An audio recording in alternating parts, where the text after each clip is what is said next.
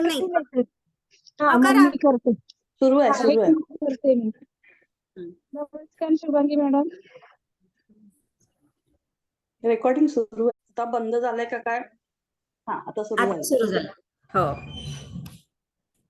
तर आपण कार्यक्रमाला जास्ती वेळ न घेता सुरुवात करूया, कारण की खूप सुंदर हा प्रोग्राम सुरू केलाय मंगल मॅडमने आपल्यासाठी, आणि त्याच्याद्वारे आपल्याला ज्ञान आणि ध्यान हे दोन्ही पण मिळणार आहे. आणि शुभांगी मॅडमचा परिचय काल मॅडमने करून दिला. तर आपण आता हा प्रोग्रामला सुरुवात करूया. तर खूप खूप धन्यवाद शुभांगी मॅडम तुमचं, आणि सर्व पार्टिसिपेंटचं पण खूप खूप धन्यवाद की तुम्ही सगळे जॉईन झाले, त्याबद्दल सगळ्यांचे खूप खूप धन्यवाद. तर थँक्यू. तुम्ही थँक्यू मॅम.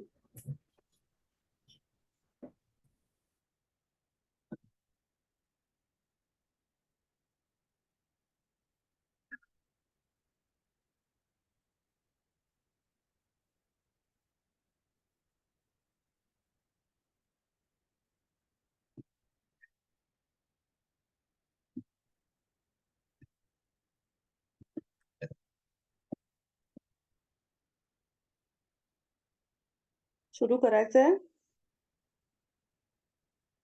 हो मॅडम, सुरू करूया. हा, कारण मला वाटतं ते ह्याच्यावर आलेलं नाहीये. बोलले.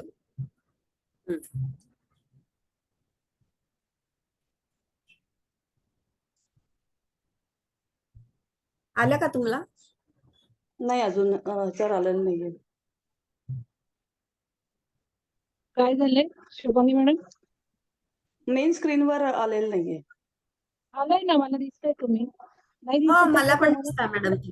दिसतंय? ठीक आहे, ठीक. मला दिसत नाही. ठीक आहे, हरकत नाही. दिसतंय ना मॅडम हा. तुम्ही? बाकीच्या कोणाला दिसतंय का? हॅलो, कोणीतरी बोला. हो सगळ्या मॅडम दिसते आम्हाला. मी डबल क्लिक नव्हतं केलं. ठीक आहे. थँक्यू. मीटिंग सुरू व्हायच्या आधीच रेकॉर्डिंग सुरू होऊन जातं, म्हणून मग मी स्टॉप केलं आणि परत सुरू केलंय. मी आता एअरपोर्ट वर आहे, तर तुम्ही सुरू करा थँक्यू शुभांगी मंगल मॅडम. मॅडम. थँक्यू. थँक्यू. आपण काल सीतेचा जन्म आणि तिचा सुरुवात, तिच्या आयुष्याची कशी सुरू झाली, अरण्यामध्ये जायची तिला कशी आवड होती, पशु पक्षी, प्राणी, वनस्पती, झाडं, ह्या सगळ्यांशी तिचं कसं प्रेमाचं नातं होतं, आणि ग्रह, तारे, माणसं, सगळ्या संपूर्ण ब्रह्मांडाला प्रेम कसं करायचं हे शिकवणारी ही माता सीता होती. ते असे अनेक अनुभव आपण काल पाहिले. तर अजून एक दोन अनुभव आपण ह्याच्यामध्ये उल्लेख केलाय. एक असा अनुभव होता की एकदा स्वप्नामध्ये सीतामातेला असं दिसलं की एक बैल जो आहे तो पाण्यामध्ये वाहून गेला, नदीच्या पाण्यात वाहून गेलाय.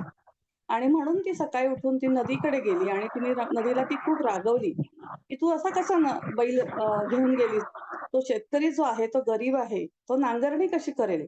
आणि म्हणून तिने खूप काही तिच्यावरती राग व्यक्त केला. आणि त्यानंतर तिने तिच्या बाबांना, म्हणजे जनक बाबांना सांगितलं की आपल्याला शेतकऱ्याला एक बैल द्यायला पाहिजे, आपण हा शेतकरी पहिल्यांदा शोधला पाहिजे. संबंध राज्यभर त्यांनी शेतकरी शोधला. सुरुवातीला त्यांना मिळाला नाही, पण नंतर तो शेतकरी भेटला आणि त्याला असं लक्षात आलं की त्यांच्याकडे, त्या शेतकऱ्याकडे फक्त 2च बैल होते नांगरण्यासाठी, शेत नांगरण्यासाठी. मात्र हा एक मात्र वाहून गेला. त्याच्यामुळे आता पुढे नांगरणी शेताची कशी करायची हा त्याच्या पुढे प्रश्न होता.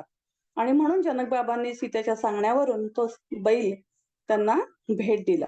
म्हणजे छोट्या छोट्या गोष्टी, एक राजाला काय गरज आहे एखाद्या शेतकऱ्याचा एक बैल गेलाय ही गोष्टचा विचार करायचा.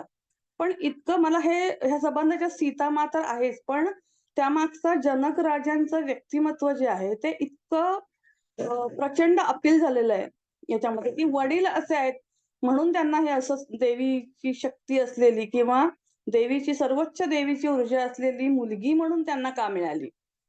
त्यांनी मागितली, त्यांनी तपश्चर्या केली, त्यांना मिळाली, हा खूप साधा पॉइंट झाला.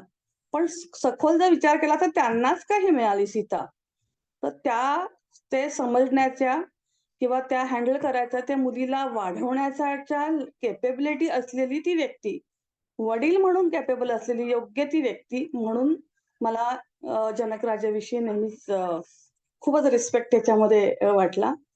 त्याच्यानंतर मात्र सीताला पुन्हा तिला नदीकडे ती जेव्हा गेली तेव्हा नदीने तिला सांगितलं, हा पुढचा भाग आहे, की प्रत्येकाला मृत्यू आहे. कारण मृत्यू जर झाला नाही तर परत नवीन जन्म होणार नाही.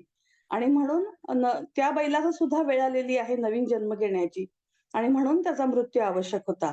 आणि हे ऐकल्यानंतर पुन्हा सीतामाई शांत झाल्या आणि मग त्यांनी हे एक्सेप्ट केलं.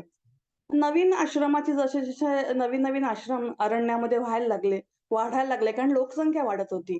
लोकसंख्या वाढत होती, ऋषींची संख्या वाढत होती आणि म्हणून ऋषींनी सुद्धा नवीन-नवीन आश्रम बनवायला सुरुवात केली.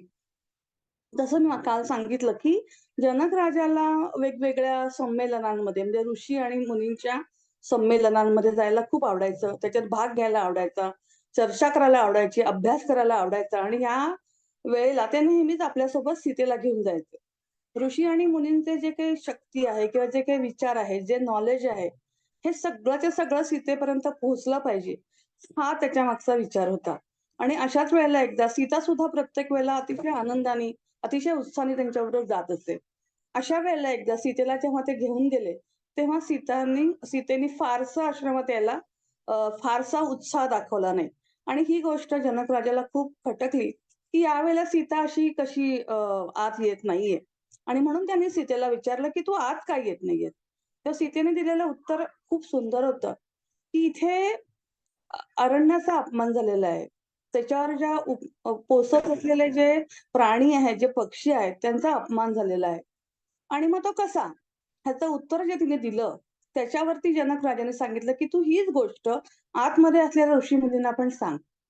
हे अजून एक वेगळी गोष्ट मला जाणवली, की वडिलांना मुलीचं ते एक्सेप्टच नुसतं झालं नाही, तर तिच्या विचारांना एक आदर देऊन त्यांनी सगळ्यांसमोर तो तो मुद्दा किंवा तो विचार मांडण्याचा सुद्धा आग्रह करणं.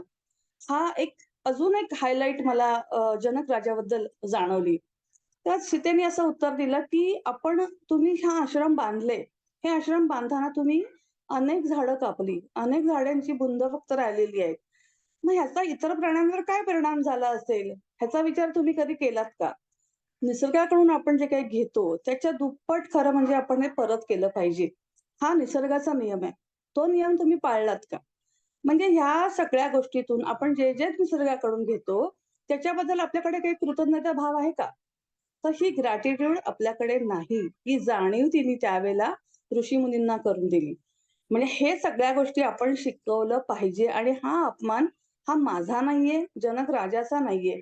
तर हा अपमान आहे त्या प्राण्यांचा, त्या अरण्यांचा, त्या वृक्षांचा, त्या वृक्षांवर जे जीव वाढताहेत त्यांचा. त्यांची परवानगी तुम्ही घेतलीत का? हे आपण आत्तापर्यंत आपण जो इथपर्यंत आलोय, आपल्या पूर्वजांचं पालन-पोषण ज्या अरण्यांनी केलं, ज्या वृक्षांनी केलं, ज्या प्राण्यांनी केलं, ह्या सगळ्यांनी जे काही उभं केलं आणि त्याच्यामुळे आज आपण इथपर्यंत आलो. अशा या अरण्यांचा आपण रिस्पेक्ट करणं गरजेचं आहे. आणि त्याच्या बदल्यात आपण जितकी झाडं कापली, त्याच्या दुप्पट आपण झाडं नवीन लावली पाहिजे. पण या सीतायनाची गंमत अशी आहे, की ह्याच्यामध्ये जे शिकवलं जातंय किंवा जे सांगितलं जातंय, जी तत्व आहेत, ज्याला आपण कॉस्मिक किंवा युनिव्हर्सल प्रिन्सिपल्स म्हणूयात, ती आजही तेवढीच लागू आहेत. ती काही अशी जुनाट झालेली नाहीयेत. आज तेच आहे. आज आपण जर पाहिलं तर हा बेसिक आहे, की आज आपण शहरांमध्ये आहोत. आपण जे काही प्रॉब्लेम्स फेस करतोय त्यातला मेजर पॉइंट हाच आहे, की झाडं कापली जातायत. ऑक्सिजन कमी पडतोय आणि बरेच काही प्रॉब्लेम्स. म्हणजे हा प्रॉब्लेम 8 ते 9 वर्षापूर्वी आयडेंटिफाय झाला आणि तो प्रॉब्लेम अजूनही चालू आहे. हे गोष्टी आपण कुणी मध्ये फॉलो केल्या नाहीत किंवा मध्ये फॉलो केल्या असतील त्या परत आपण विसरून पुन्हा चुकीच्या गोष्टी करतोय. तर हा एक अनुभव किंवा हा एक उदाहरण यामध्ये खूप सुंदर मला जाणवलं. सीता मोठी झाल्यानंतर तिला एक बहीण झाली उर्मिला आणि उर्मिला जेव्हा झाली तेव्हा तिथे अजून एक नवीन सेविका रुजू झाली राजवाड्यात. तिचं नाव आहे सोमा.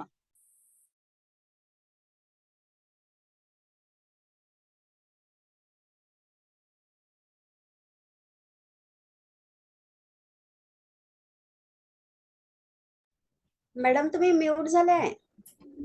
हो मॅम, तुम्ही म्यूट झालात. मला वाटतं मग ह्याच्याकडून झालं गेलं होस्टकडून. हां. तर उर्मिलाचा जन्म झाल्यानंतर या राजवाड्यामध्ये सोमाचं आगमन झालं. सोमा नावाची एक दासी म्हणून ती इथे आली सोमाचं व्यक्तिमत्व जर पाहिलं तर सोमाचं व्यक्तिमत्व हे पूर्णपणे एखादी व्यक्ती किंवा एखादी सेविका शरणागत कशी असावी, सरेंडर कशी असावी, ह्याचं उत्तम उदाहरण म्हणजे सोमा. की सोमा आपल्याला पूर्ण पुस्तकभर तिचं स्वतःचे कुठेही स्वतःचं अस्तित्व न दाखवण्याचा प्रयत्न करत असताना संपूर्ण अस्तित्व तिचं आपल्याला दिसतं. हा त्यातली सगळ्यात जास्त वाटलेली मला गंमत आहे. सीतेला काय हवं हे ती बोलण्याच्या आत सोमाला कळायचं. सीता आता काय करणार आहे, तिचे काय विचार सुरू आहेत, ती काय कुठे जाणार आहे, कुठे गेली असेल, ह्या सगळ्याचं ज्ञान तिच्या आधी सोमाला व्हायचं. म्हणजे ती इतकी तिला सरेंडर होती, तिला इतकं तिच्यात मिसळली होती तिच्या भावनांमध्ये किंवा तिच्या ऊर्जेमध्ये, की ती इतकी कनेक्ट, ज्याला आजच्या भाषेत आपण म्हणू कनेक्ट होती ती सीतेला. तेव्हा ती कुठलंही काम तिच्या मनात सुद्धा हाच तिचा कन्सेप्ट होता, जो आपण काल मीनाक्षीच्या वडिलांनी तिला शिकवला. ते सांगितलं होतं, की कोणतंही काम हे कमी दर्जाचं नाहीये. काम हे काम आहे आणि हाच विचार घेऊन सोमानी संपूर्ण आयुष्य अशा प्रकारे दासी म्हणून सेवा केलेली आहे जनक राजाच्या पूर्ण परिवारासाठी आणि विशेषतः सीतेसाठी. आणि म्हणून सोमा ही मला एक सरेंडर केलेली व्यक्ती किंवा दासी म्हणून दास्यभाव परमेश्वरापाशी किंवा आपल्या सद्गुरूपाशी आपला दास्यभाव कसा असायला पाहिजे ह्याचं उदाहरण दाखवणारी ही सोमा ही अशी मला वाटते. जनक राजाने मी काही काही वाक्य वाचून तुम्हाला दाखवणार आहे, कारण की वाक्याचा एक्झॅक्टली शब्द ते तुमच्यापर्यंत पोहोचणं गरजेचं आहे. कारण माझ्या शब्दात सांगणं आणि ते वाक्याचा अर्थ बदलणं मला योग्य नाही वाटत. तर जनकाने एक वाक्य सीतेसाठी असं म्हटलेलं आहे, की सीते, तुझं मन अनेक पैलू असलेल्या मौल्यवान हिऱ्याप्रमाणे आहे. त्याचा उपयोग तू जगाची सेवा करण्यासाठी नेहमी कर. म्हणजे तुला जे मी बनवतोय, जे काही तयार करतोय, याच्यामध्ये सीताला फक्त जगाची सेवा करण्यासाठीच तयार केलं गेलेलं आहे. म्हणजे अर्थातच ती दैवी शक्ती त्यासाठीच आलेली होती. पण वडील म्हणून एक जबाबदार म्हणून जबाबदारीनी वडिलांनी काय अपेक्षा केली पहा. अशी अपेक्षा नाही केली, की आता हिला मी एवढं शिकवलंय, हिला राज्यकारभाराची पण जाणीव आहे, हिला एवढं ज्ञान दिलेलं आहे, हिला ऋषीमुनींचं पण ज्ञान दिलेलं आहे, मंत्राचं ज्ञान आहे, ही अतिशय सुंदर माझा राज्यकारभार चालवेल. तर नाही, हा विचार नाहीये. विचार हा आहे, की हे मी तुला शिकवलंय, तुला तयार केलंय, पण तुला काय करायचंय तर पुढे जाऊन जगाची सेवा करायची आहे. हे विचार इतके क्लिअर आहेत, म्हणजे हा कुठल्याही आई-वडिलांना वाटतं ना, की एवढं शिकवलं मुलांना, काय त्याचा उपयोग आम्हाला? हे सामान्य माणसांचे आपले विचार. पण माझ्या मुलाला मी जगाच्या कल्याणासाठी उभं करतेय, हा विचार करणारे हे वडील वेगळे आहेत आणि म्हणून त्यांची मुलगी वेगळी आहे. ही जाणीव मला जास्त झाली. तर जगाचं कल्याण करण्यासाठी, जगाचं सेवा करण्यासाठी तुला मी इथे तयार केलेलं आहे. तेव्हा तो दुसरा कुठलाही उद्देश मनात ठेवू नको आणि सगळ्यात महत्वाचं, कधीही अहंकाराला थारा देऊ नकोस. त्यामुळे अनेकांचे अधःपतन झालं आहे आणि महान गुरूंचं सुद्धा अधःपतन केवळ या अहंकारामुळे झालेलं आहे. आपण मागे कदाचित तुम्ही सगळ्यांनीच वाचलं असेल श्री एम यांची गोष्ट, यांची ऑटोबायोग्राफी आहे. त्याच्यात त्यांचा हाच एक प्रसंग आहे अगदी सुरुवातीच्या काळात, की त्यांनी सुरुवातीला एका जन्मात असताना त्यांना असाच अहंकार झाला, की मी खूप मोठा साधक आहे, मी खूप मोठ्या गुरूंचा शिष्य आहे, महावतार बाबाजींचा शिष्य आहे, त्यामुळे माझ्यासमोर कोणीच काही योग्य नाही किंवा कमी स्तराचे ते लोक आहेत. आणि केवळ या एकमेव त्या अहंकाराच्या एका घटनेमुळे बाबाजींनी त्यांना पुन्हा नवीन जन्म घ्यायला लावला. आज 2 जन्मानंतर त्यांना बाबाजी अजूनही आत्ता भेटलेत परत एकदा. म्हणजे किती जन्म जावे लागतात एका अहंकारामुळे. म्हणजे आपण जसं जसं काल सांगितलं, आपण आपल्या अध्यात्मात जसं जसं पुढे जाऊ तसं तसं ह्या छोटे काय म्हणतात वाटा निसरड्या होत जातात आणि आपण कधी खाली पडू आपल्यालाही कळत नाही. आणि हा मुद्दा पुन्हा जनक राजाने सीतेला हा सांगितला, की तू जगाची सेवा कर, पण अहंकारी कधीच होऊ नको. तर सीतेचं आयुष्य म्हणजे अतिशय नम्र, स्वच्छंदपणे जगणं, स्वच्छंदपणे संबंध, अरण्यात फिरणं, पक्ष्यांशी बोलणं, वनस्पतींचं निरीक्षण करणं आणि सगळ्यांना प्रेम देत त्या सगळ्याचा आनंद घेणं. फक्त असं आयुष्य सीतेचं सुरू होतं. मला वाटतं सगळ्यांना आवाज येतोय. एकाच फक्त मॅडमला अजून मेसेज आलाय, नाही येते. आवाज येत असेल तर फक्त सांगा येतोय म्हणून. एकदा सीता येतोय मॅडम, येतोय. शुभांगी मॅडम सीता एक व्यवस्थित येतोय आवाज. चालू द्या, कंटिन्यू करा.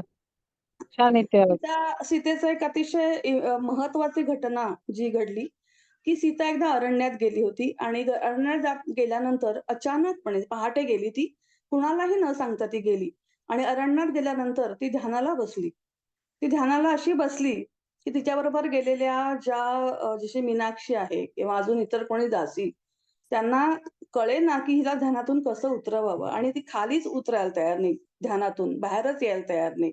आणि म्हणून घाबरून जाऊन मीनाक्षीने तिच्या वडिलांना राजवाड्यात जाऊन सांगितलं, जे ऋषींशी चर्चा करत होते. जनक राजा पण अरण्यात आले. त्यांनी पण प्रयत्न केला, तिच्यासोबत ते ध्यानाला बसले.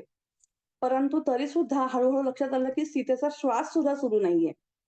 अशा वेळेला जनक राजांनी ऋषींना बोलवलं, विशेषतः ऋषी गार्गी यांना बोलवलं. ह्या सगळ्यांनी मंत्रघोष केले आणि मग त्यानंतर दुसऱ्या दिवशी पहाटे सीतेची हालचाल सुरू झाली. तर ह्याच्यानंतर जेव्हा सीता ध्यानातून बाहेर आली, तेव्हा तिच्या वडिलांनी तिला विचारलं, की "तू कुठे गेली होतीस?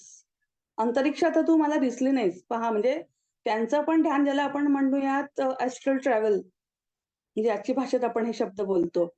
तर इथे सुद्धा ती नाहीये म्हणजे अशा कुठल्या जगात ती गेली, की जिकडे राजा जनक सुद्धा जाऊ शकले नाही किंवा पोहोचू शकले नाही. तेव्हा सीतेने पहिल्यांदा श्रीरामांचा उल्लेख केलाय, की मी त्याच्याशी लग्न करणार आहे. त्यांना मी भेटले, त्यांनी मला परत आणलं. जर ते नसते, तर मी केव्हाच पुन्हा प्रकाशात वितळून गेले असते. सो सीता आणि श्रीराम यांचं लग्न हे केवळ पृथ्वीवरचं एक घटना आहे. पण त्याच्याही आधी मला वाटतं मॅडम तुमच्या मोबाईलमध्ये काही किंवा ह्याच्यात आवाजात प्रॉब्लेम असेल. बाकीच्यांना व्यवस्थित ऐकू येतंय. तर हा अजून एक मला भाग वाटतो, की जनक राजा किंवा आपल्यासारखे लोकं म्हणले, "कुठे गेली होती तू न सांगता? काही कळतंय का नाही तुला?" वगैरे, वगैरे. पण आपली मुलगी काय आहे आणि तिला मी कोणत्या दर्जाची आहे आणि मी शक्तीकडून तिला मागितलेली आहे आणि तिला मी कसं वागवलं पाहिजे ह्याचं भान सुद्धा त्या जनक राजांना तिथे आहे. तर एवढं करताना मीनाक्षी जेव्हा पुन्हा एकदा त्यावेळेला जेव्हा सीतामाई ध्यानाला बसल्या होत्या, जेव्हा त्या जनक राजाला बोलवायला गेला तेव्हा त्यांना अडखळून त्या पडली मीनाक्षी. तिला लागलं, तिचा पाय सुजला आणि जेव्हा हे सगळा गोष्ट संपली आणि सीतामाई बोलायला लागल्या आणि सगळे पुन्हा राजवाड्याकडे परतायला लागले, तेव्हा सीतामाईंनी मीनाक्षीला विचारलं, की "तुझ्या पायाला काय झालंय?" पहा एवढ्या वरच्या लेव्हलला ध्यानाला जाऊन आल्यानंतर एक दिवस पूर्ण ती व्यक्ती ध्यानात आहे आणि श्वास बंद असलेल्या स्थितीत आहे आणि पुन्हा ती खाली आली आणि शेवटी ती पुन्हा काय विचारतेय, "मीनाक्षी तुला तुझ्या पायाला काय झालंय?" म्हणजे एकाच वेळेला उच्च लेव्हलला सुद्धा आहे आध्यात्मिक, पण तेवढंच प्रेम, नम्रपणा, समजणं, दुसऱ्यांचे समजून घेणं दुसऱ्याला आणि दुसऱ्याची काळजी घेणं. ह्या पण क्वालिटीज सीतेमध्ये आहेत. आणि तेव्हा मीनाक्षी म्हणते, की "मला काही झालं नाही. माझं दुर्दैवच माझ्या मागे आहे पहिल्यापासूनच. जन्मल्यापासून मी दुर्दैवी आहे." तेव्हा सीतेने तिला सांगितलं समजावून, की "नाही, तू दुर्दैवी नाहीये. तुला तुझ्या वडिलांनी सांगितलं नाहीये, परंतु काही वर्षांपूर्वी म्हणजे 5 पिढ्यांच्या पूर्वी तुझ्या घरामध्ये, तुझ्या फॅमिलीला, तुझ्या घराण्याला एका ऋषींनी शाप दिला होता. कारण की ऋषींच्या बरोबर त्यांच्या घरामध्ये काही जी फॅमिली होती ऋषींच्या हाताखाली किंवा ऋषी ज्यांची काळजी घेत होते, अशा एका परिवारातल्या स्त्री बरोबर मीनाक्षीच्या घरातल्या म्हणजे पहिल्या पिढीनी एका व्यक्तीने दुष्कृत्य केलं होतं, गैरवर्तन केलं होतं. आणि हे जेव्हा त्या ऋषींना कळालं, तेव्हा त्यांनी 5 पिढ्यांसाठी म्हणून एक शाप दिला होता. आणि तो शाप भोगणारी मीनाक्षी ही 5वी पिढी होती. म्हणजे मीनाक्षी, तिचे वडील, तिचे आजोबा, तिचे पणजोबा आणि त्याच्या आधीचं. अशा 5 पिढ्यांनी हा शाप भोगला होता. आणि म्हणून तिच्या वडिलांना ही भीती होती, की आपल्या मीनाक्षीचं पण काय होणार आहे. परंतु पहा, की जनक राजा म्हणजे जनक राजा हे नाव नाही जनकाचं. जनक ही पदवी आहे. त्या जनक राजाच्या परिवाराने म्हणजे राजानी त्या ज्या पिढीला ज्याला शाप मिळाला होता, त्यांना आपल्या सेवेमध्ये रुजू करून घेतलं. आणि तेव्हापासून म्हणजे गेले 5 पिढ्या मीनाक्षीचे फॅमिली, त्यांचं घर हे पूर्णतः महाराजांच्या राजवाड्यात सेवेला रुजू झालेलं होतं. आणि म्हणून अशा रीतीने त्यांना ती संरक्षण मिळालं होतं राजाकडून. आणि म्हणून सीतेने मीनाक्षीला सांगितलं, की तुझ्यामुळे काही घडलं नाहीये. तुझ्या दुर्दैवामुळे किंवा तुझं वाईट वागण्यामुळे तुझे वडील गेलेले नाहीयेत. तर त्यांना शापच होता म्हणून त्या शापाचा परिणाम म्हणून ते गेलेत. तेव्हा तू स्वतःच्या मनामध्ये असं कुठेही वाईट वाटून घेऊ नको, की आपल्यामुळे काही गोष्टी घडतायत. तर तू खूप चांगली आहे. तुला असं वाईट वाटायचं कारण नाही. आणि ह्या नदीमुळे तुझी आई पण गेली आणि तुझा भाऊ पण या नदीमुळेच गेला. म्हणजे त्यात ते वाहून गेले. तेव्हा हा जो त्यावेळेसचा जो भाग होता, की एक ऋषी जेव्हा शाप देतात, तेव्हा तो परत घेतला जाऊ शकत नाही. आजही आपल्याला माहिती आहे, की जे व्हायब्रेशन्स असतात त्याची किंमत काय असते, त्याचं काय व्हॅल्यू आहे. तर आपण जेव्हा म्हणतो ना, की वाईट बोलू नकोस, वास्तू ऐकत असते. वास्तू मम म्हणत असते. हे सगळे अर्थ तेच आहेत. तुमच्या प्रत्येक शब्दाच्या स्पंदनामध्ये त्याला काहीतरी किंमत असते आणि तो स्पंदन जे आहे, तो शब्द आहे, तो काम करत असतो. आणि हे ऋषी, हे मुनी जे होते, ते प्रचंड साधना करत होते. त्यामुळे त्यांची ऊर्जा पण तेवढीच वाढलेली असायची.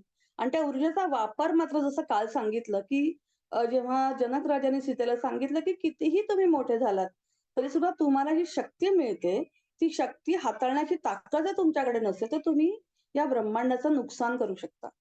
आणि तसंच त्यावेळेसचं वातावरण होतं, की ऋषी हे चिडले की शाप देऊन टाकायचे.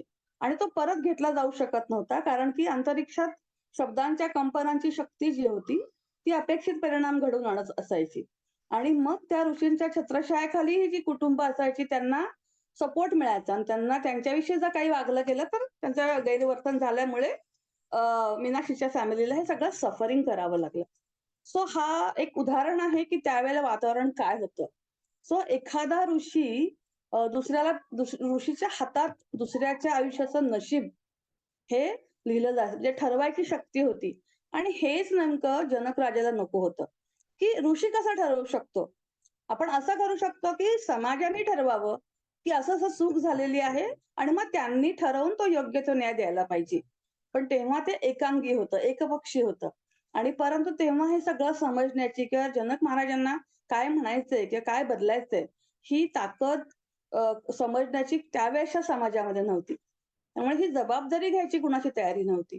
परंतु हळू जनक राजा त्याची बीजं मात्र रोवायला त्यांनी सुरुवात केली होती. की ऋषी कुठलाही विद्वान असला, तरी सुद्धा त्याची भावना, त्याची पसंती, त्याच्या आवडी, त्याचा इगो म्हणजे अहंकार ह्याच्यावरच तो सगळं त्याचं पुढचं सगळं ठरवायचा.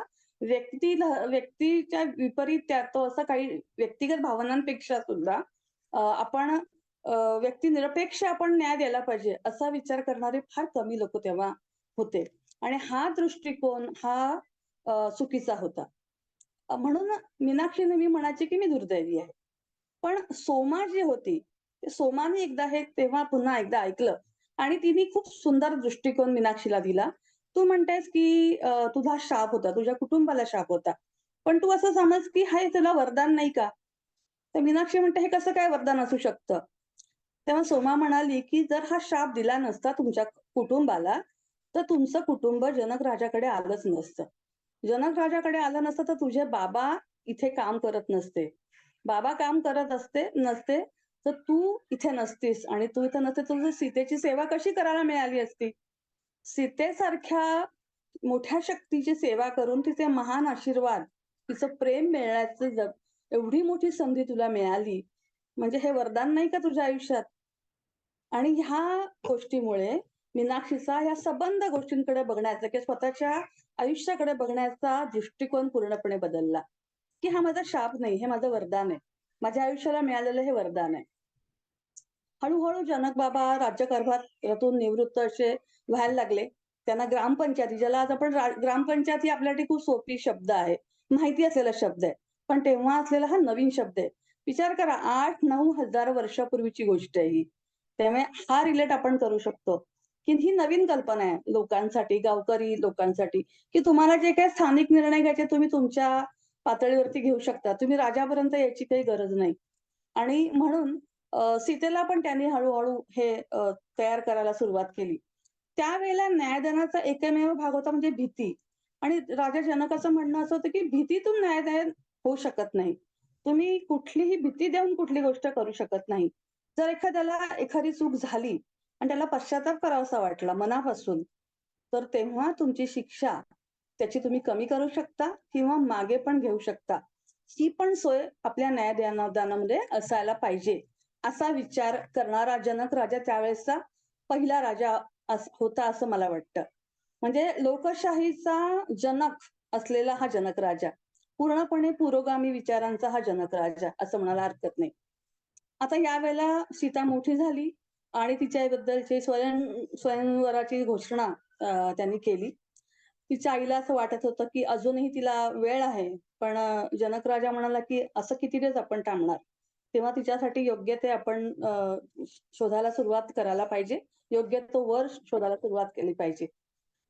मात्र सीतेचं तिच्या मातीबद्दल, वसुंधरेबद्दलचं प्रेम हे सातत्यानं आपल्याला संबंधाच्यात दिसतं, की एक दिवस असं सीता नांगरणी करण्यासाठी शेतात गेली.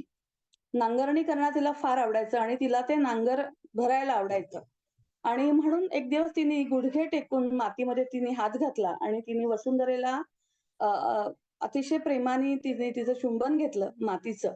आणि तिने खूप सुंदर वाक्य जे आजही आपल्याला ऍप्लिकेबल आहे, की वसुंधरेने आपल्याला काय देणगी दिली आहे. तर ती आजाराला प्रतिबंध करणारी ही माती आहे. शरीर सुरक्षित ठेवणारं ही माती आहे. जिला आपण पाहू शकत नाही, हा जीव काय आहे तो किंवा तो स्पर्शही करू शकत नाही. असा हा जीवनावश्यक प्राण आहे, तो म्हणजे वसुंधरा. या मातीत जोपर्यंत ही माती शुद्ध आहे, ही जमीन जोपर्यंत शुद्ध आहे, तोपर्यंत आजार आपल्यापासून दूरच राहतील. आणि म्हणून तिने ती माती आपल्या गालावर सोडली. आज आपल्याला वॉक करायचं झालं म्हणतो आपण अनेक आजार आहेत. चपला घालून आपण फिरतो. आपण आपण बऱ्याच वेळा सांगतो, की गवतात नुसत्या पायाने फिरा, माती पायाला लागली पाहिजे. हे आपण आता सांगतोय सायंटिफिक रिझन म्हणून किंवा त्याच्यामागे बऱ्याच गोष्टी सायंटिफिक उत्तरं देतो. पण ही गोष्ट 8,000-9,000 वर्षापूर्वी सांगितली गेलेली आहे. म्हणजे हे किती फंडामेंटल आहे. आणि म्हणून ही सीतानी आपल्याला तेव्हापासून हे शिकवलेलं आहे, की माती, वसुंधरा, जमीन, पृथ्वी ही काय महत्वाची आहे. आणि यावेळेला तिला एक रथ त्या जमिनीच्या जवळ येऊन थांबला, जिथे सीता होती आणि तिला जाणीव झाली, की ते आलेत. ज्यांनी मला ध्यानातून परत आणलं. कारण त्या रथामध्ये 2 कुमार होते, 2 राजपुत्र होते, लक्ष्मण आणि श्रीराम. आणि तेव्हा त्यांना तिला ती जाणीव झाली. आणि यावेळेला ध्यानामध्ये जनक महाराजांना असं कळालं, की महादेवांची जी इच्छा आहे, की जे त्यांनी दिलेलं धनुष्य जो उचलेल, त्यालाच फक्त सीता मिळेल. हा महादेवाने दिलेला संदेश जनक महाराजांना होता. आता तसं पाहिलं तर हा संदेश त्याचा मागचा खूप मोठा अर्थ आहे, असं आपण म्हणूयात. हे शिवधनुष्य आहे. शिवधनुष्य काय होतं हे आपल्याला माहिती आहे, की परशुराम हा 6वा अवतार आहे विष्णूचा. आणि त्यांनी आपलं पृथ्वीवरचं कार्य पूर्ण झाल्यानंतर हे शिवधनुष्य जनक राजाला दिलं. आता आपल्याला फक्त एकच माहिती आहे, की परशुरामांनी सबंध पृथ्वीवरती असलेल्या क्षत्रियांचा पूर्ण निःपात केला, त्यांना मारून टाकलं आणि मग त्यांनी ते सगळं थांबवलं. म्हणजे मला जो लहानपणापासून कळलेला भाग होता तो म्हणजे क्षत्रियांना मारून टाकलं यांनी. म्हणजे हे काहीतरी वाईट काम केलंय. पण हे क्षत्रिय काय होते हे आपल्याला माहीतच नाही, की क्षत्रियांना त्यांनी का मारलं. तर हे क्षत्रिय सगळीकडे भांडण पसरवायचं काम करायचे आणि सगळीकडे त्यांनी हिंसा पसरवली होती. या हिंसक झालेल्या क्षत्रियांचं निर्दालन करण्याचं काम, म्हणूनच पृथ्वीची मुक्तता या क्षत्रियांपासून करण्याचं काम, हिंसक वातावरण पूर्णपणे संपवण्याचं काम हे परशुरामांनी केलेलं आहे. आणि त्यासाठी वापरलेलं हे शिवधनुष्य आहे. आणि हे शिवधनुष्य त्यांनी फक्त म्हणजे महादेवाने दिलेलं हे त्यांना काम होतं आणि त्यांनी फक्त विदेह नगरीतल्या या जनक राजाकडे दिलं. आता हे विदेह या जनक राजालाच का दिलं? तर हे असं एकच राज्य होतं, की जे धनुष्याच्या शक्तीचा दुरुपयोग करणारं नव्हतं. त्याची फक्त पूजा केली जाईल, ते युद्धासाठी वापरलं जाणार नाही आणि धर्माच्या नियमाप्रमाणेच हे राज्य चालणार आहे.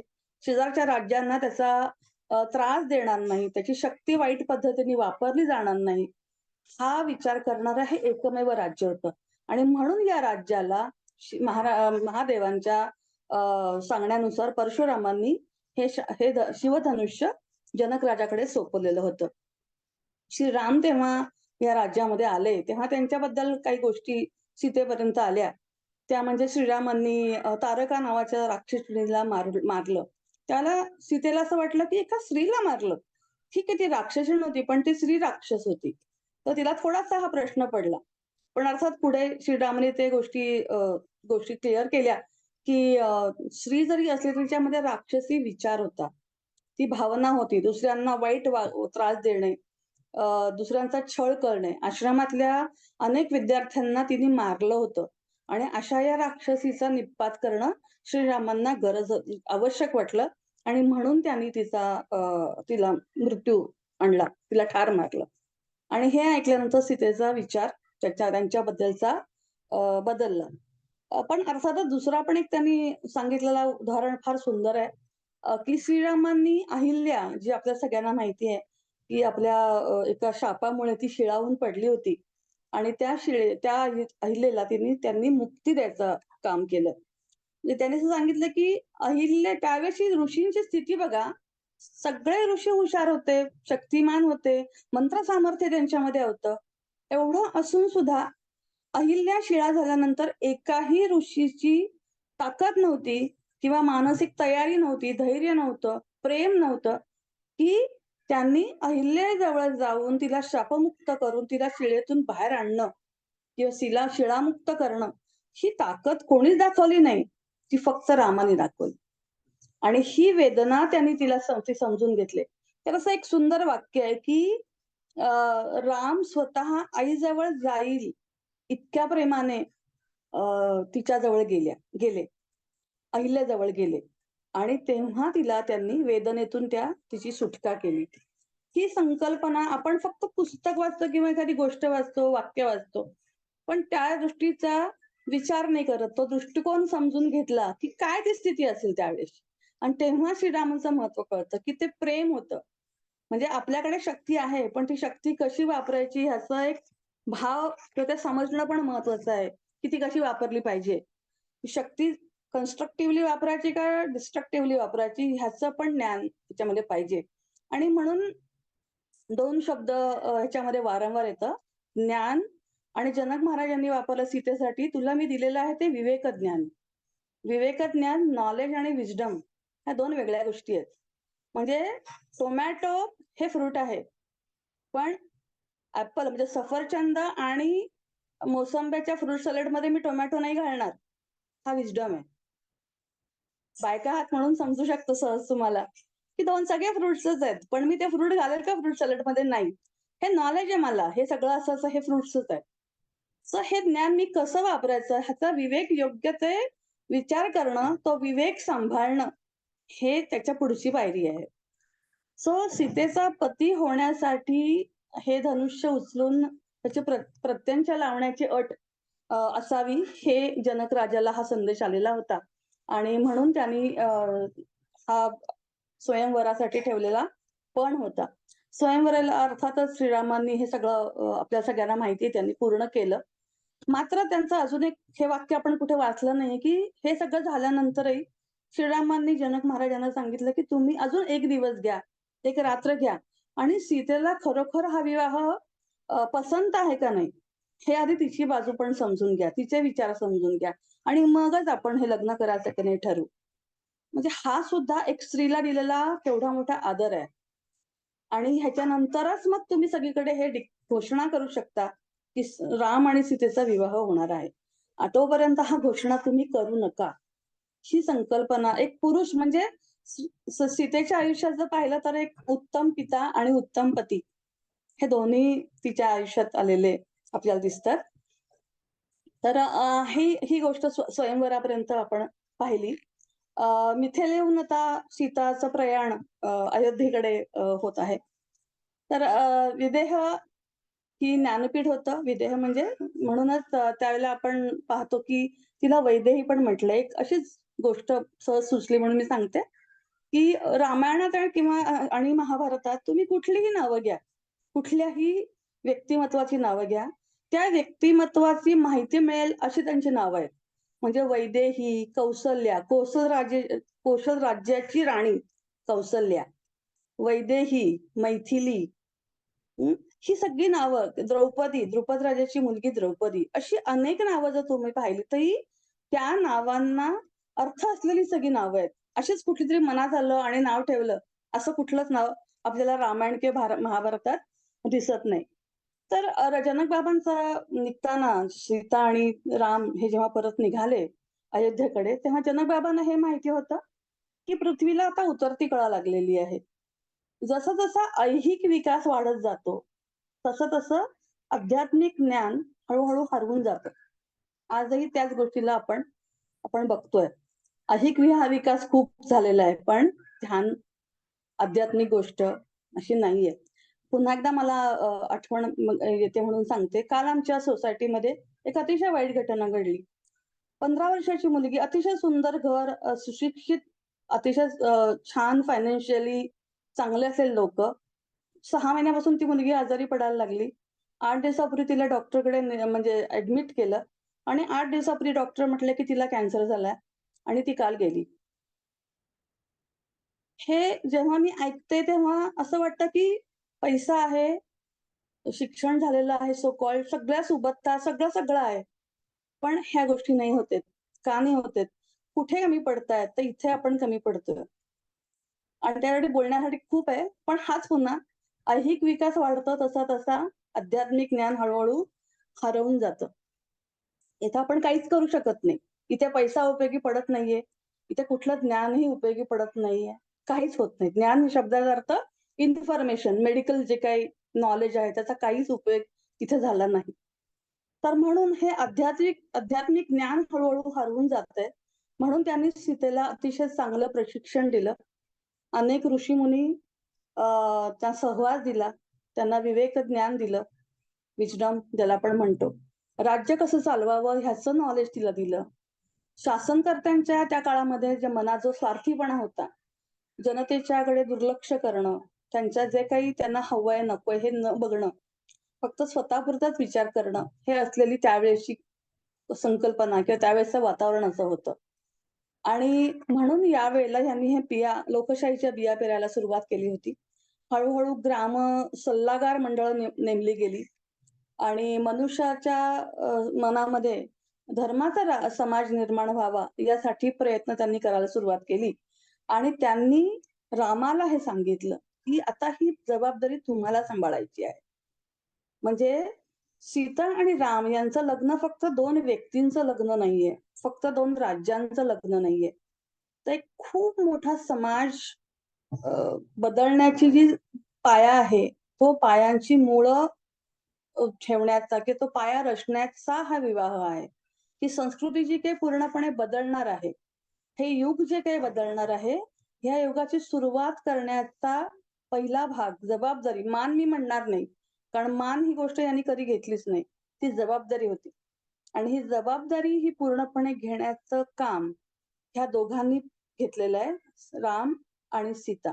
आणि म्हणून प्रत्येकाला ती जबाबदारी सांभाळावी लागेल असं जनक महाराजांचं म्हणणं होतं. स्वयंशासन हे भवितव्य असणार आहे आणि याचं मार्गदर्शनासाठी राजावर अवलंबून राहायला नाही पाहिजे, तर ते प्रत्येकाने ते स्वतःच्या मनाने करायला पाहिजे. पुढे येणाऱ्या हजारो वर्षांसाठीची सुरुवात आहे आणि ह्याचा पाया तुम्ही दोघं रोवताय.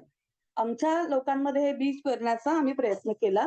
आता मानवी समाजामध्ये किंवा मानवी मनात जे ज्ञान जतन करण्याचा आम्ही जो प्रयत्न केला, तो आता अयोध्येत सीतेनी मिथिलेत जन्म घेतला आणि अयोध्येत तिने आणायचा प्रयत्न करायला सुरुवात करायची आहे. सीतेंनी आपल्याबरोबर 4घींना दासी म्हणून नेलं. त्यातली एक मीनाक्षी होती, दुसरी सोमा, रोहना आणि उषा. पण ह्याच्यात सुद्धा पहा की निघताना तिने अरण्याच्या 4घींना ती घेऊन गेली आणि अतिशय नम्रपणे तिने विचारलं की मी तुम्हाला तुमची परवानगी मागते की तुम्ही माझ्यासोबत याल का? राणी आहे, एवढी मोठी व्यक्ती, एवढी मोठी शक्ती, आणि तरी सुद्धा नम्र भावाने ती विचारते दासींना की तुम्हाला माझ्याबरोबर यायला आवडेल का? तुमची परवानगी आहे का? हे अजून एक व्यक्तिमत्वातला भाग मी फार मला आवडला. जनक महाराजांनी निघताना सीतेला एक खूप सुंदर निरोप दिला. ते असं म्हणतात की आणि हे आपल्या प्रत्येकीला हे लागू आहे असं मी म्हणेन. ते असं म्हणाले सीतेला की तू कोण आहेस आणि इथे का आली आहेस हे नेहमी लक्षात ठेव. आपण पण पृथ्वीवर सगळ्या जणी आल्यात. कुणाच्या आई आहोत, कुणाच्या बहिणी, कुणाची बायको, असे बरेच आपले रिलेशन्स आहेत. पण त्याच्या पलीकडे आपण स्वतःला कधी बघितलेलं नाहीये. आणि ते हे समजण्याची ही वेळ आहे किंवा हे पुस्तक आहे, असं मी नेहमी म्हणेन, की तू कोण आहेस आणि तू इथं का आली आहेस हे ते नेहमी लक्षात ठेव. मिथिलेकडून तुला ज्याची गरज होती त्याचं तुला सगळं मिळालं आणि आता ते सगळं जे मिळालंय ते तुला आता जगात वाटायचंय. आणि रामाला त्यांनी सांगितलं, की मी माझं ज्ञान तुम्हाला दिलंय. म्हणजे त्यांनी ग्रामपंचायत, लोकशाही, स्वयंशासन, नांगरणी कशी करायची, पिकं कशी घ्यायची, बिया कशा पेरायच्या, हवेचं ज्ञान, वाऱ्यांचं ज्ञान हे सगळं त्यांनी जनक राजांनी रामाला समजवलेलं आहे. तेव्हा हे सगळं ज्ञान मी तुम्हाला दिलंय. जगाच्या उद्धारासाठी त्याचा तुम्ही उपयोग करा. तुम्ही दोघं एकच आहात. जे तुम्ही प्रेम प्रकट कराल, ते भविष्याचा पाया असेल आणि येणारी हजारो वर्ष जगाला आधार देईल. फक्त मुलगी चालली आहे आणि तिचा नवरा चाललाय आणि त्यांना आशीर्वाद देणं इतकंच जनक राजा थांबले नाहीयेत. तर त्यांनी खरोखर या चौघींना ज्या दासी म्हणून त्यांनी सेवा केली, त्या चौघींनाही तेवढ्याच उत्कटपणे निरोप दिलेला आहे. त्यांना तेवढंच जवळ घेतलेलं आहे आणि तेवढंच त्यांना प्रेमळपणे आशीर्वाद दिलाय, की असं नाही की चला दासी आहेत जाऊ दे त्या चालल्या सीतेबरोबर. नाही. इथे सुद्धा पुन्हा जनक महाराजांचं मला ते वडील म्हणून किंवा फक्त कुणाचे ते वडील म्हटलेले नाहीये. ते ऍक्च्युअली तसे वागलेले आहेत. आणि त्यांनी मीनाक्षीला विशेषतः असं सांगितलं, की तुझ्या वडिलांना प्रसन्न करण्यासाठी तू सर्व काही केलेलं आहेस. त्यांच्या अपेक्षेपेक्षा सुद्धा तू जास्त काम केलेलं आहेस. तुझ्या समर्पणामुळे तू त्यांना खूप मोठा मान मिळवून दिलेला आहेस. म्हणजे मीनाक्षीचं आतापर्यंत जे कन्स्ट्रेंट्स होते मनामध्ये जे अडकलेल्या होत्या गोष्टी, त्या सगळ्याचा निचरा तिला अयोध्येतून मिथिलेतून बाहेर पडताना सगळं तिला क्लिअर झालं आणि ती अतिशय आनंदाने सीतेबरोबर निघाली. अयोध्येमध्ये हे सगळे आले तेव्हा अर्थातच तिथे वातावरण वेगळं होतं. मोठं नगरी, मोठा राजवाडा, खूप लोकं, खूप काही खूप लोकांना सीतेला सहजपणे त्यांना भेटता येत नव्हतं. सहजपणे वावर करता येत नव्हता. सैनिक होते, संरक्षक असे खूप लोक होते. तर असं हे वेगळं वातावरण असलेलं ह्या वातावरणामध्ये हे सगळे आले आणि ह्याच्यानंतर तुम्हाला सगळ्यांनाच माहिती आहे, की रामायणात आपण पाहिलं, की कैकेयी मातेने त्यावेळेला 2 वर मागितले दशरथ राजाकडे आणि त्याच्यामध्ये रामाला 14 वर्ष वनवास आणि भरताला राज्याभिषेक, राज्य असं त्यांनी मागितलं आणि अशा वेळेला जे काही घडलं तो सगळा भाग आहेच. पण ह्याच्यामध्ये एक अतिशय सुंदर गोष्ट जी मला ह्याच्यात सांगितली गेली किंवा एक वेगळा दृष्टिकोन मांडला गेला, की ज्याच्यामध्ये सीतेने जेव्हा निघताना ह्या चौघींना सांगितलं, की तुम्ही चौघी काही आमच्याबरोबर येणार नाही आहात, कारण की हा आमचा वनवास आहे. आम्हाला जायचंय. आम्हाला सांगितलं गेलेलं काम आम्ही पूर्ण करणार आहोत. पण त्यासाठी तुम्ही 2 कामं करायची आहेत. एक तिने सांगितलं, की ती जिथे राहत होती राजवाड्यामध्ये, त्याच्या बाजूच्या खोलीत ती त्या चौघींना घेऊन गेली. तिथं तिने एक छोटंसं एक वाडगा घेतला हातात आणि त्या वाडग्यावर त्यांनी हात ठेवला, मंत्र म्हटला आणि तिच्या हातातून तळहातातून एक छोटीशी ज्योत बाहेर आली. आणि त्या ज्योतीत तिने सांगितलं, की ह्या ज्योतीमध्ये माझी ऊर्जा आहे. मी गेल्यावरती तुम्ही ही ज्योत कमी होऊ नये याचा पूर्ण प्रयत्न करा. मी तुम्हाला मंत्र शिकवते. ह्या ज्योतीला वाढवण्यासाठी किंवा ठेवण्यासाठी तूप लागणार नाही, तेल लागणार नाहीये. फक्त रात्रंदिवस तुम्ही जेव्हा मंत्र म्हणाल, तेव्हा ही ज्योत ही अशीच तेवत राहणार आहे.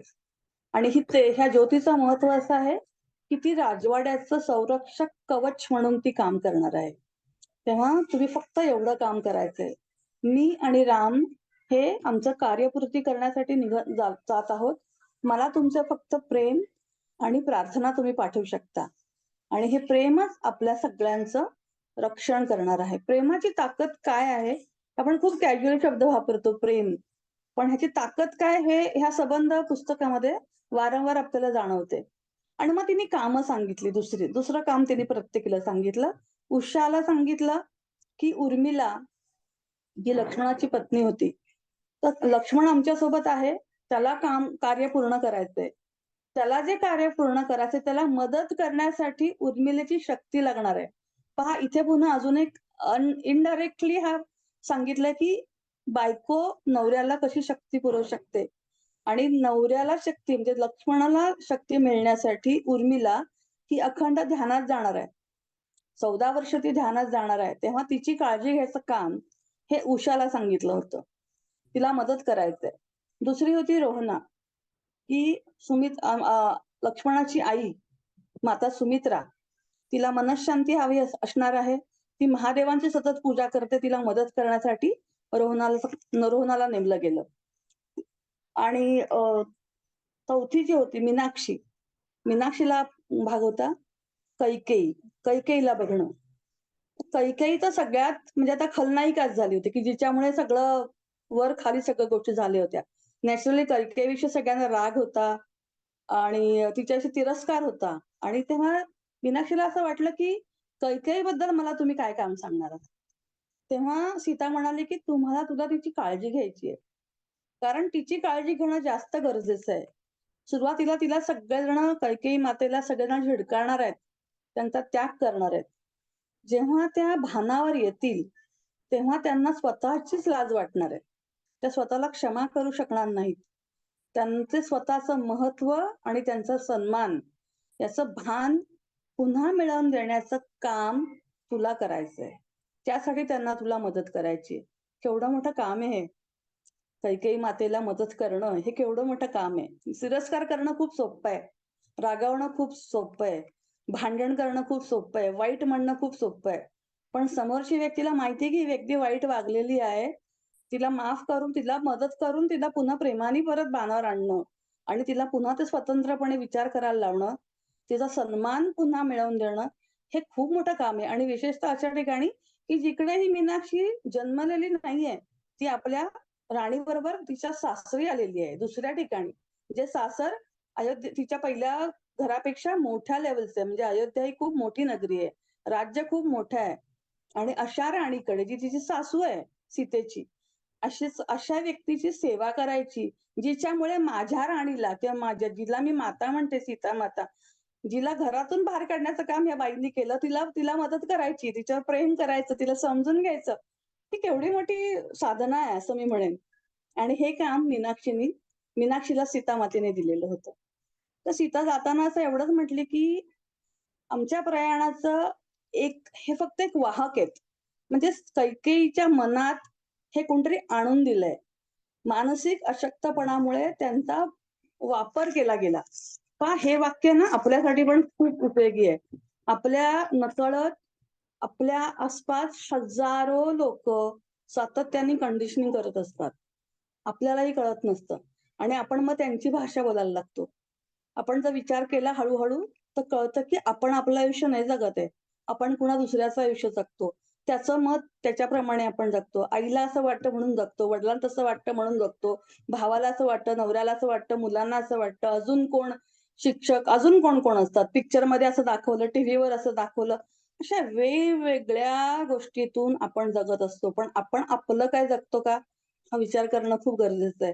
अशाच एका अशक्त क्षणाला म्हणजे वीकनेसच्या वेळेला नेमकं कैकेयीच्या मनात ते भरलं गेलं मंथराने, जे आपल्याला माहिती आहे. आणि अशा वेळेला ते बाहेर आलं. सो हा पण एक लर्निंग आहे आपल्याला, की आपण कुणाचं जगतोय. आपण कुणाच्या अशा अचानक नाजूक क्षणी कुणाच्या हातातलं भावलं तर नाही होत. अशा कितीतरी शक्ती आहेत, अशा कितीतरी व्यक्ती आहेत, ते त्यांचं उद्दिष्ट पूर्ण करण्यासाठी आपला वापर करतात. कळतपणे किंवा नकळतपणे दोन्ही पद्धती. पण आपण आपली कर्म जगतोय का त्यांची कर्म जगतोय? हा पण इथे प्रश्न आपण स्वतःला विचारणं गरजेचं आहे. आणि म्हणून सीतेने सांगितलं, की ठीक आहे, हे सगळं झालंय. हे आमचं कामच आहे. आम्हाला जायचंच होतं बाहेर आणि हा आमचं कामच ठरवलेलं होतं ते. जंगलातील, अरण्यातील हा प्रवास आवश्यक आहे. आश्रमांवर हल्ले होऊन ते नष्ट केले जात आहेत. या ज्ञानकेंद्रांशिवाय पवित्र वेद येणाऱ्या काळासाठी जपले जायला पाहिजेत. ते जपले जाणार नाहीत. त्यासाठी आम्हाला काम केलं पाहिजे. ही नवीन संस्कृती जन्माला येतेय आणि आपण सगळ्यांनी या जन्माला येणाऱ्या संस्कृतीसाठी आपापल्या पद्धतीने मदत करायला हवी आहे. आपण जीवनात कसे सामोरे जातो तेच आपत्तीला आशीर्वादात बदलू शकतो का, हे आपण ठरवायचं आहे. सो तेव्हा मीनाक्षी असं म्हणते की 14 वर्षांनी सीता येणार आहे. तोपर्यंत मीनाक्षीचं वय खूप झालेलं असतं आणि तिला विश्वास नसतो की मी पुन्हा सीता मातेला भेटू शकते का. तेव्हा सीता तिचे मन ओळखते आणि ती म्हणते की मी तुला वचन देते, मी तुला पुन्हा भेटेन. कारण तिला सतत भीती होती की मी मातेला परत भेटू शकेन की नाही. पण आपण आता पुढे बघणार आहोत उद्या की ती सीता माता मीनाक्षीला तिच्या अंतसमयी कशी भेटली. हे सतत सांगावं असं वाटत राहायला खूप छान वाटतंय, पण वेळ पण आपल्याला झालेला आहे आणि आपण सगळ्यांसाठी तुम्ही खूप आनंदाने आणि खूप प्रेमाने सगळं ऐकताय माझं. हे ऐकून मला बघून पण छान वाटतंय आणि त्याच्यामुळे मला उत्साह पण जास्त वाढतोय. पण तुमच्यामुळे पुन्हा पुन्हा ते सीता जगल्याचा पण आनंद मिळतोय. कदाचित असं वाटतं की आपण पण तिथेच आहोत. आपण सीता मातेबरोबर आहोत, आपण मीनाक्षी बरोबर आहोत, आपण पण त्या अयोध्येच्या राजवाड्यात आहोत आणि आपल्या समोर सगळ्या गोष्टी त्या घडतायत. सो आज आपण इथे थोडा अल्पविराम देतो. कुणाला काय बोलायचंय सांगायचंय सांगू शकता. थँक्यू. खूप खूप धन्यवाद. अगदी खरंच तिथपर्यंत पोहोचवताय तुम्ही. एवढं सुंदर सांगताय. खूप सुंदर. आम्ही इथे म्हणजे नव्हतो, डोळ्यासमोरच आहे. पूर्णपणे तिथे होतो. बिलकुल. थँक्यू. खूप सुंदर सांगितलं मॅडमने. आता कोणाला काही बोलायचं असेल आणि काही क्वेश्चन आन्सर्स विचारायचे असतील किंवा आपलं काही मत मांडायचं असेल. मॅडम खूप खूप धन्यवाद. अतिशय सुंदर सांगितलं आणि उदाहरण देत तुम्ही सांगितलं हे खूप छान वाटतं की जसं स्वतः तिथल्या मुलीचं उदाहरण दिलं. तर आपल्या एका साधकांच्या बाबतीतही असंच झालेलं आहे अचानक. गणेश मॅडमच्या भावना गणेश मॅडमच्या मुलाचं. तर हे सगळं प्रश्नचिन्ह आहेतच. पण मला एकच सगळ्यांना सांगायचं, मी जास्त बोलू शकत नाही एअरपोर्टवर येतं. एकच सांगायचंय, मॅडम इतकं सुंदर सांगतायत की आता जर त्यांनी सांगितलं की सीतेने कसं सगळं प्रेम वाटायचं शिकवलं, दासीला सुद्धा ज्योत ठेवायचं आणि तुमचं प्रेमाचीच गरज आहे हे सांगितलं. तेच आपल्या सगळ्यांना करायचंय आता. सगळीकडे प्रेम पसरवायचंय आपल्या घरातल्यांसाठी. आणि जे मॅडम सांगतायत पती पत्नींबद्दल, राम आणि सीताबद्दल किंवा रामाच्या वडिलांबद्दल त्यांनी ते वाक्य सगळं सांगितलं.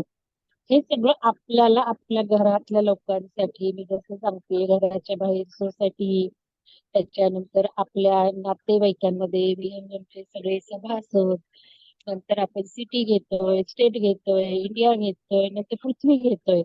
हे सगळं आपल्या साधकांना माहितीये, पण काही लोक नवीन पण जॉईन करतायत तिथे पुस्तक वाचनामध्ये. त्यांना मी थोडं हे सांगू इच्छिते, मॅडम जे काही सांगतायत ते सगळं आम्ही करत आहोत विहंगमचे जुने ध्यानी मेंबर्स. आणि हे तुम्हाला पण करायचंय, कारण हे जेवढं प्रेम तुम्ही पसरवाल, यात जे जे सांगितलेलं आहे ते जर तुम्ही केलं किंवा आपण केलं तरच आपण पुढे जाणार आहोत आणि आपली आध्यात्मिक प्रगती आणि पृथ्वीचं इव्होल्युशन आणि ट्रान्सफॉर्मेशन आणि त्याचबरोबर आपलं सुद्धा असेन्शन होणार आहे. एवढंच मला सांगायचंय. धन्यवाद सगळ्यांना. जोशी सर आजही आले, तर तुम्हालाही धन्यवाद. शुभांगी मॅडमला धन्यवाद आणि सगळ्या तुम्हाला धन्यवाद. आता तुम्ही प्रश्न विचारू शकता. सुलक्षणा मॅडमना पण धन्यवाद, कोऑर्डिनेशन करतायत. धन्यवाद मॅम. तुला प्रश्न कोणाला विचारायचे, काही डिस्कशन मध्ये भाग घ्यायचा घेऊ शकता.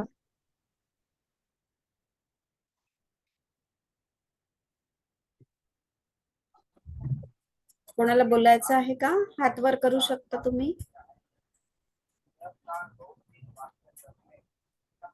किंवा काही डिस्कस करायचं असेल जे सांगितलं त्याबद्दल. वैशाली मॅडम. हा, वैशाली मॅडम अनम्यूट करून देते. एक मिनिट.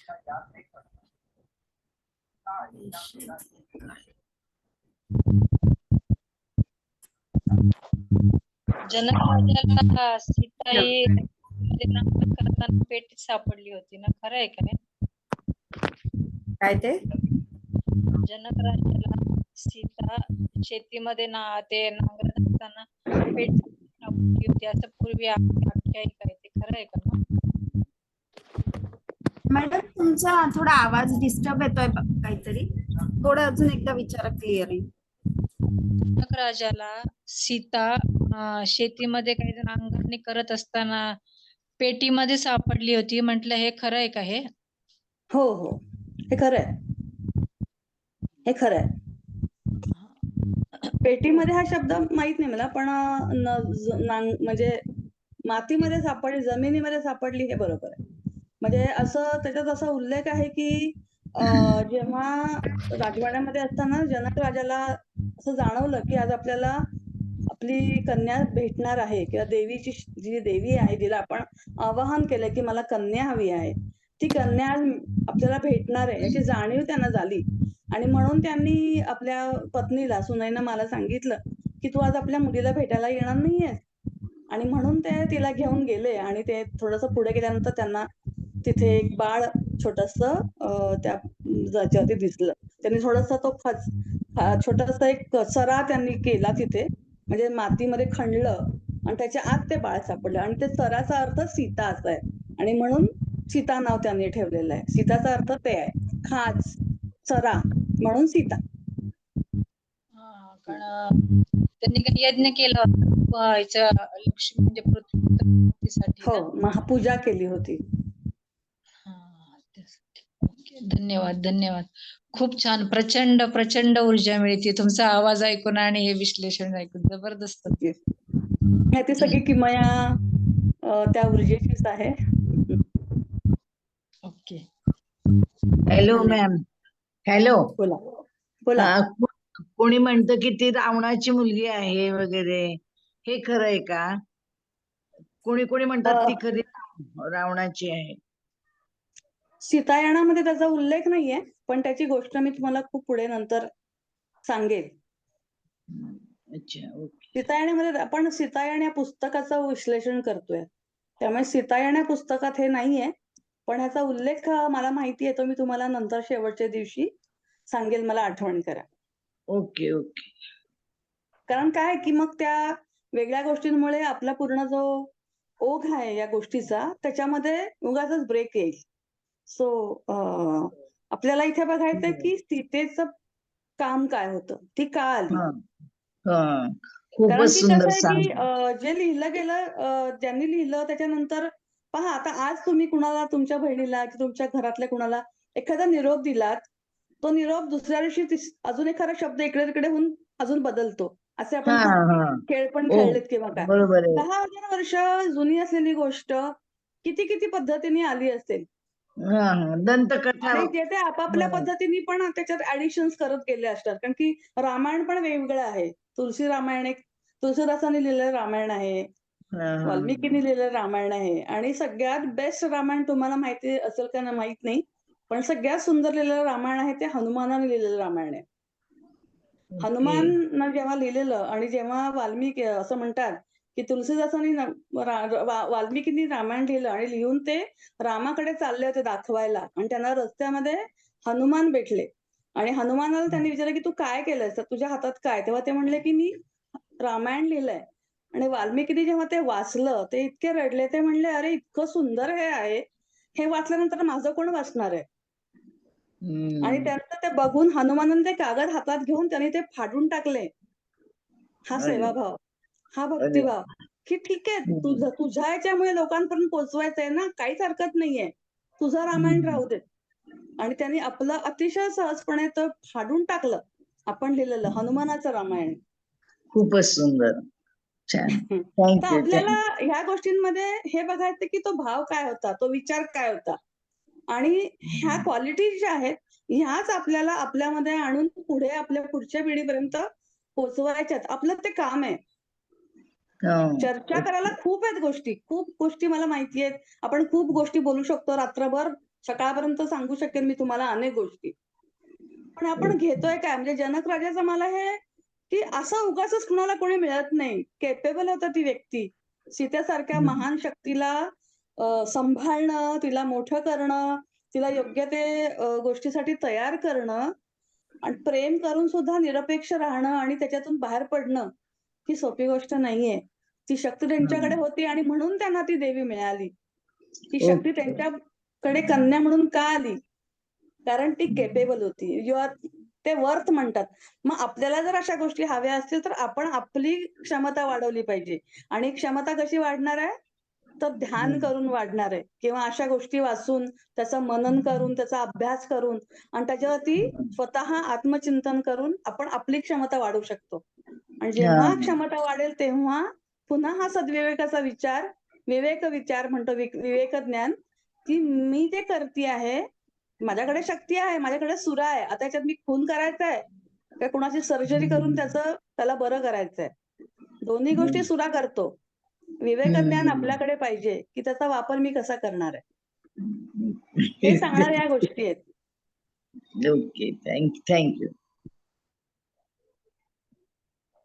वैशाली मॅडमचं अजून झालं नाही का विचारून? नाही हॅलो. हा नमस्कार मॅडम.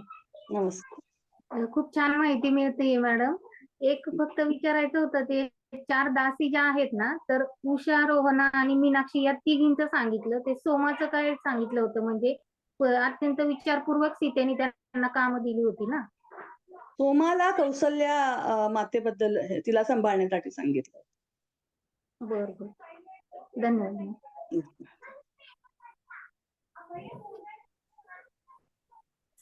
कौसल्या, सुमित्रा, उर्मिला आणि कैकेयी ह्या चौघींची काळजी ह्या चौघींना सांगितली ती करायला.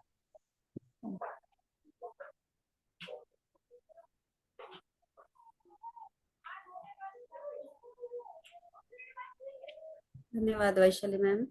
अजून कोणाला काही विचारायचा आहे प्रश्न, काही बोलायचं आहे कोणाला, बोलू शकता.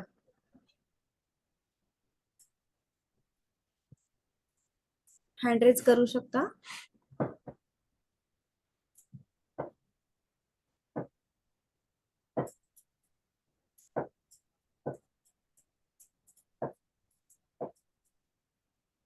छान सांगितलं मॅडम तुम्ही, त्यामुळे आता सगळ्यांना कोणाला काही विचारायचं नाहीये बहुतेक. हरकत नाही.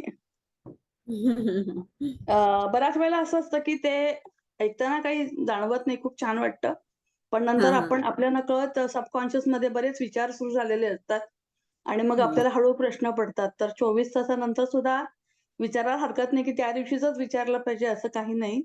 कारण आपलं मन आपल्या नकळत खूप काम करायला लागलेलं असतं, आपला सबकॉन्शियस माइंड. तेव्हा त्या सबकॉन्शियस माइंड मध्ये पण बऱ्याच गोष्टी गेलेल्या आहेत. तेव्हा त्याच्यावरती पण काम सुरू झालेलं आहे तुमच्यामध्ये, सगळ्यांमध्येच म्हणजे. तर तेव्हा सुद्धा कुठला प्रश्न आला तरी सुद्धा विचारला तर काही हरकत नाही. बिलकुल विचारू शकता मॅडम, जे म्हटलं त्याप्रमाणे. हा, सोनल नायगावकर मॅडम बोलायचंय. बोला हॅलो. मॅडम. हा नमस्ते मॅडम. मला एक फक्त अनुभव इथे शेअर करावा असं वाटतं. कालचं आपलं पहिलं सेशन होतं, आजचं दुसरं सेशन होतं. पण खरं सांगतेय की माझ्या मनात खूप वेगवेगळे व्हायब्रेशन्स मला जाणवत आहेत. का माहित नाही, पण विचारांमध्ये मला एक अशी क्लिष्टता जी होती माझ्या विचारांमध्ये, तर ती बरीच कमी झालेली मला जाणवते. म्हणजे एक 24 तासात का, म्हणजे कुठली तर एनर्जी वाटतीये की काहीतरी आपल्याला प्रोटेक्टिंग लेअर तयार झाल्यासारखी वाटतीये. आणि असं एक पॉझिटिव्ह गोष्टींकडे आपलं काहीतरी झुकत चालल्यात गोष्टी. आयुष्य म्हणा, आपले विचार, किंवा आपलं एक एक काय म्हणतात, कुठेतरी आपण धडपडत असतो काहीतरी सापडण्यासाठी. आपल्या आयुष्याचं गुपित काय आहे, काहीतरी आपण शोधत असतो. ते कुठेतरी मला असं वाटायला लागले की मला काहीतरी रस्ता सापडत चाललाय. म्हणजे काहीतरी गोष्ट मला ओढून घेतीये, की एक तुझ्यात काहीतरी वेगळी एनर्जी तयार होतीये. मग हे असं होतं का? म्हणजे नुसतं आपण पुस्तक विश्लेषण या गोष्टी होतात का? पुस्तक विश्लेषण, वस्तू, व्यक्ती ह्या सगळ्या कंपनं निर्माण करण्याच्या गोष्टी आहेत. आणि ही कंपनं जेव्हा तुमच्यापर्यंत पोहोचतात, 2 गोष्टी असतात. एक म्हणजे तुम्ही रिसिव्हिंग मोडला असणं. कंपनं सगळीकडून येतच असतात, चांगली वाईट दोन्हीही. आता बरोबर. तुम्ही रिसिव्हिंग मोडला असणं फार गरजेचं आहे. आता तुमच्यावरती हा जो परिणाम होतोय, हा या कंपनांचा होतोय. म्हणून मी काल सांगितलं की शब्द महत्वाचे नसतात. आणि हा हो. अनुभव मला या वर्षात मी तर खूप शिकलीये. म्हणजे माहिती होतं पण खूप शिकलेली आहे की शब्द महत्वाचे नसतात, ती कंपनं तुमच्यापर्यंत काम करत असतात. प्रत्येकापर्यंत सगळ्यांचीच कंपनं ही काम करत असतात. आता कुठल्या कंपन्यांना तुम्ही क्लोजली बघता किंवा घेता, रिसीव्ह करता, त्यांनी तुमच्यावरती परिणाम होत असतात. आता या ठिकाणी सीतायन ऐकताना तुमचा जो अप्रोच असणार आहे, तो पूर्णपणे 100% घेण्याचा असणार आहे. ॲब्सॉर्ब करण्याचा असणार आहे आणि म्हणून तुमच्यासाठी आत्ता ज्या गोष्टी आवश्यक आहेत, त्या सगळ्या गोष्टी तुमच्यापर्यंत पोहोचतायत. बऱ्याच वेळेला आपल्याला स्वतःलाही माहीत नसतं, की आपल्याला काय हवंय. कारण की आपण प्रत्येक गोष्टीला बुद्धीने विचार करतो, की मला मग हे असं हवंय का? मला ह्याचा त्रास होतोय का? मला त्याचा त्रास होतोय का?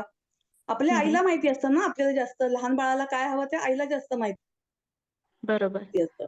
तसंच ही जी वैश्विक ऊर्जा आहे, ही वैश्विक ऊर्जा ही आपल्या सर्वांगीण गरजेसाठी पूर्ण करण्याची मदत करत असते. फक्त प्रश्न असतो, की आपण त्याला ओपन आहोत का नाही? आणि अच्छा. जेव्हा आपण त्याला ओपन होतो, तेव्हा आपल्याला ते सगळं मिळायला लागतं. सो म्हणजे सीतायन सांगणं हे फक्त माध्यम आहे. हे फक्त माध्यम आहे. म्हणजे जसा माईक आहे. माईक हा फक्त माध्यम असतो. बोलणारा मागे वेगळाच असतो. पण माईकचं आपण कौतुक नाही करत. बोलणाऱ्याचं अगदी कौतुक करतो. बरोबर. तसं ती शक्ती तुम्हाला मदत करतीये. कारण तुम्ही त्या शक्तीकडे नोइंगली अननोइंगली मागितलं असणार किंवा रिसिव्हिंग मोडला रेडी असाल आणि म्हणून तुम्हाला ती मदत मिळतीये. अशी प्रत्येकाचीच गोष्ट आहे. फक्त कसं असतं, तुम्ही सेन्सिटिव्हली त्याच्याकडे आता अनुभवताय किंवा बघताय. ते रिअलाईज करताय. अवेअरनेसनी बघताय. बाकीच्यांनी पण असंच बघत असताल तर त्यांनाही ते जाणवणार आहे. काही म्हणजे लोकांना जाणवलं असेल सुद्धा, पण त्यांना म्हणजे ते सांगत नसतील किंवा माहित नाही. पण प्रत्येकापर्यंत ती कंपनं पोहोचणारच आहेत. कारण ती ताकद ती आहे तेवढी सीतायनची. हं.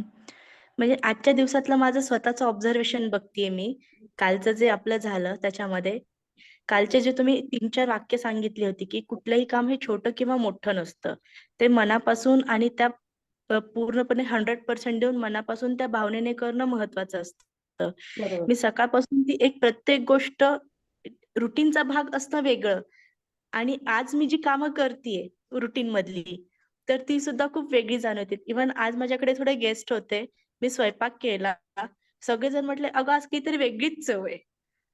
म्हणजे ती एक प्रत्येक गोष्ट म्हणजे पोट पण भरलंय, पण खूपच तृप्त झाल्यासारखं वाटतंय आज. म्हणजे एक ती पण मला माझ्यात ती वेगळी गोष्ट जाणवली, की अरे आपण अगदी साधा स्वयंपाक केलाय. फार काही आपण सागर संगीत नाही केलं, तरी पण ह्या गोष्टी कशा काही त्यांच्याकडून उत्स्फूर्त मला प्रतिसाद मिळाला. आणि एकंदरीत छोट्या-छोट्या ज्या गोष्टी रोजच्या आपल्या रुटीनमधल्या असतात, त्या आपण करण्यामध्ये मला वेगळी एनर्जी जाणवतीये, की नाही ही आपण खूपच छान गोष्ट केली पाहिजे. ही वस्तू इथे ठेवायची नाही, तर ती आपण प्रॉपर छान ठेवूयात. म्हणजे हा एवढा इम्पॅक्ट एका दिवसात होतो का? म्हणजे मला होतो कन्फ्युज होतो. झालीये मी. सोनाली मॅडम, मी उदाहरण हो, हो. सांगते म्हणजे उदाहरण सांगते, पुस्तकाचे सांगते आणि मग तुमच्या स्वयंपाकाचंही सांगते. माझं हां. उदाहरण सांगते, शिवानी मॅडमशीच रिलेटेड आहे. मी जसं तुम्हाला सांगितलं त्या मला पुस्तकं वाचायला सांगायच्या. तर ऑटोबायोग्राफी ऑफ योगी परमहंस योगानंद यांचं पुस्तक त्यांनी मला रेफर केलं आणि मी वाचलं होतं ते. पण वाचताना म्हणजे मला एक सवय पुस्तक घेतलं की मी खूप आदर्शासारखं वाचते. मग जेवण, भान, झोप सगळं विसरून जाते. आणि रात्रभर वाचत राहते. पुस्तक सोडत नाही. आणि आज तर असं म्हणजे एका दिवसात आणि रात्रीच वाचून झालं होतं. आणि सकाळी कॉलेजला जायला निघाले आणि इतकी मी मशीन मध्ये घातल्यासारखी व्हायब्रेट होत होते. तुम्ही कोमल मॅडमचं बघितलं असेल ध्यानाचा प्रोग्राम झाल्यावर. चक्क मिक्सर ग्राइंडर मध्ये मला घातल्यासारखी माझी गाडी सारखी शरीराची हे होत होती. मी घाबरून गेले. मला हे काय होते कळलं नाही. मग मॅडमला फोन केला. मग मॅडम म्हटल्या चला जाऊ आपण. मग आम्ही बाबाजींच्या आश्रमात गेलो. पुण्यातल्या घोष यांच्या तिथे आपले महावतार बाबाजी. आणि कारण परमहंस योगानंद त्यांच्याच ह्याच्यातले आहेत ते. आणि मग सांगितलं त्यांना. मग त्यांनी सांगितलं पुस्तकाने तुमच्यावर शक्तिपात घडवलेला आहे. म्हणजे तुमचं मागचं रिलेशन असेल किंवा काही असेल, पण त्यांनी स्पष्ट केलं आणि तुम्ही घाबरून जाऊ नका म्हणाले. तुम्ही हे सगळं स्टॉप करू शकता. तुम्ही फक्त आज्ञा द्यायची की मला आता हे नको आहे आणि मला हे स्टॉप करा स्पंदन व्हायब्रेशन. आणि मग ती कळलं की एक पुस्तक केवढं चमत्कार घडवतं. म्हणजे पुस्तकामध्ये इतकी ग्रेस असते, व्हायब्रेशन्स असतात. हो. कारण आपण आयुष्य बदलाचं शास्त्र शिकलेलं आहोत. तुम्हाला ते परत करण्याची गरज आहे मॅडम. आपण याच गोष्टींवर फोकस केलाय. भावना, इमोशन्स, फिलिंग्स, वर्ड्स, थॉट्स आणि एनर्जी, व्हायब्रेशन्स, फ्रिक्वेन्सी याच्या पलीकडं काहीही नाहीये. आणि हे आयुष्य बदलाच्या कोर्स मध्ये आपण शिकून फोकस केलाय. फिलिंगने काय होतं, शब्द बोलायची सुद्धा गरज नसते. आता शुभांगी मॅडम इथे बोलतात, समजा शुभांगी मॅडम बोलल्या नाही, फक्त त्यांनी थॉटने ही स्पंदनं तुमच्यापर्यंत सोडली, तरी सुद्धा तुमच्यावर इफेक्ट होणार आहेत. पुस्तकच वाचलं पाहिजे ना असं काही नाहीये. पुस्तक त्यांनी वाचलेलं आहे आणि त्यांनी नुसत्या त्या व्हायब्रेशन सोडायच्या. आणि आम्ही सगळं शिकलेले शुभांगी मॅडमांनी शिवसर्वोदय शास्त्रामध्ये. आणि एवढ्या व्हायब्रेशन काम करतात. आपण आपल्या सगळ्या कोर्स मधनं ही चर्चा करतो. आपण ग्रुपची जी ऊर्जा बघतो, ग्रुप एकत्र आला, एकाने अनुभव टाकला तर दुसऱ्यांना त्या स्पंदनाने परिणाम व्हायला लागतात. म्हणूनच जेव्हा ग्रुप निगेटिव्ह असतो किंवा ऍक्टिव्ह काही जण नसतात, कार्यक्रम अटेंड करत नाही, अशा लोकांच्या निगेटिव्ह स्पंदनांचा सुद्धा आपल्यावर परिणाम होत असतो. आणि जर का मग आपल्या निगेटिव्ह स्पंदनाने एखाद्यावर हा परिणाम झाला तर त्याचे परिणाम त्या व्यक्तीला सुद्धा भोगावे लागतात. आणि स्वयंपाकाचं सुद्धा तुमचे व्हायब्रेशन्स इतके चांगले झाले. कालपासून हे पुस्तक आपलं सुरू झालं. हे पुस्तक सुरू होण्याच्या आधीच आपण तयारीला लागतो. तुम्हाला प्रश्न दिले, कितीतरी वेळा उद्दिष्ट सांगितली, पुस्तकांची जी उद्दिष्ट आहे ती किती वेळा ग्रुपवर टाकली, पॅम्पलेट मध्ये लिहिलीत.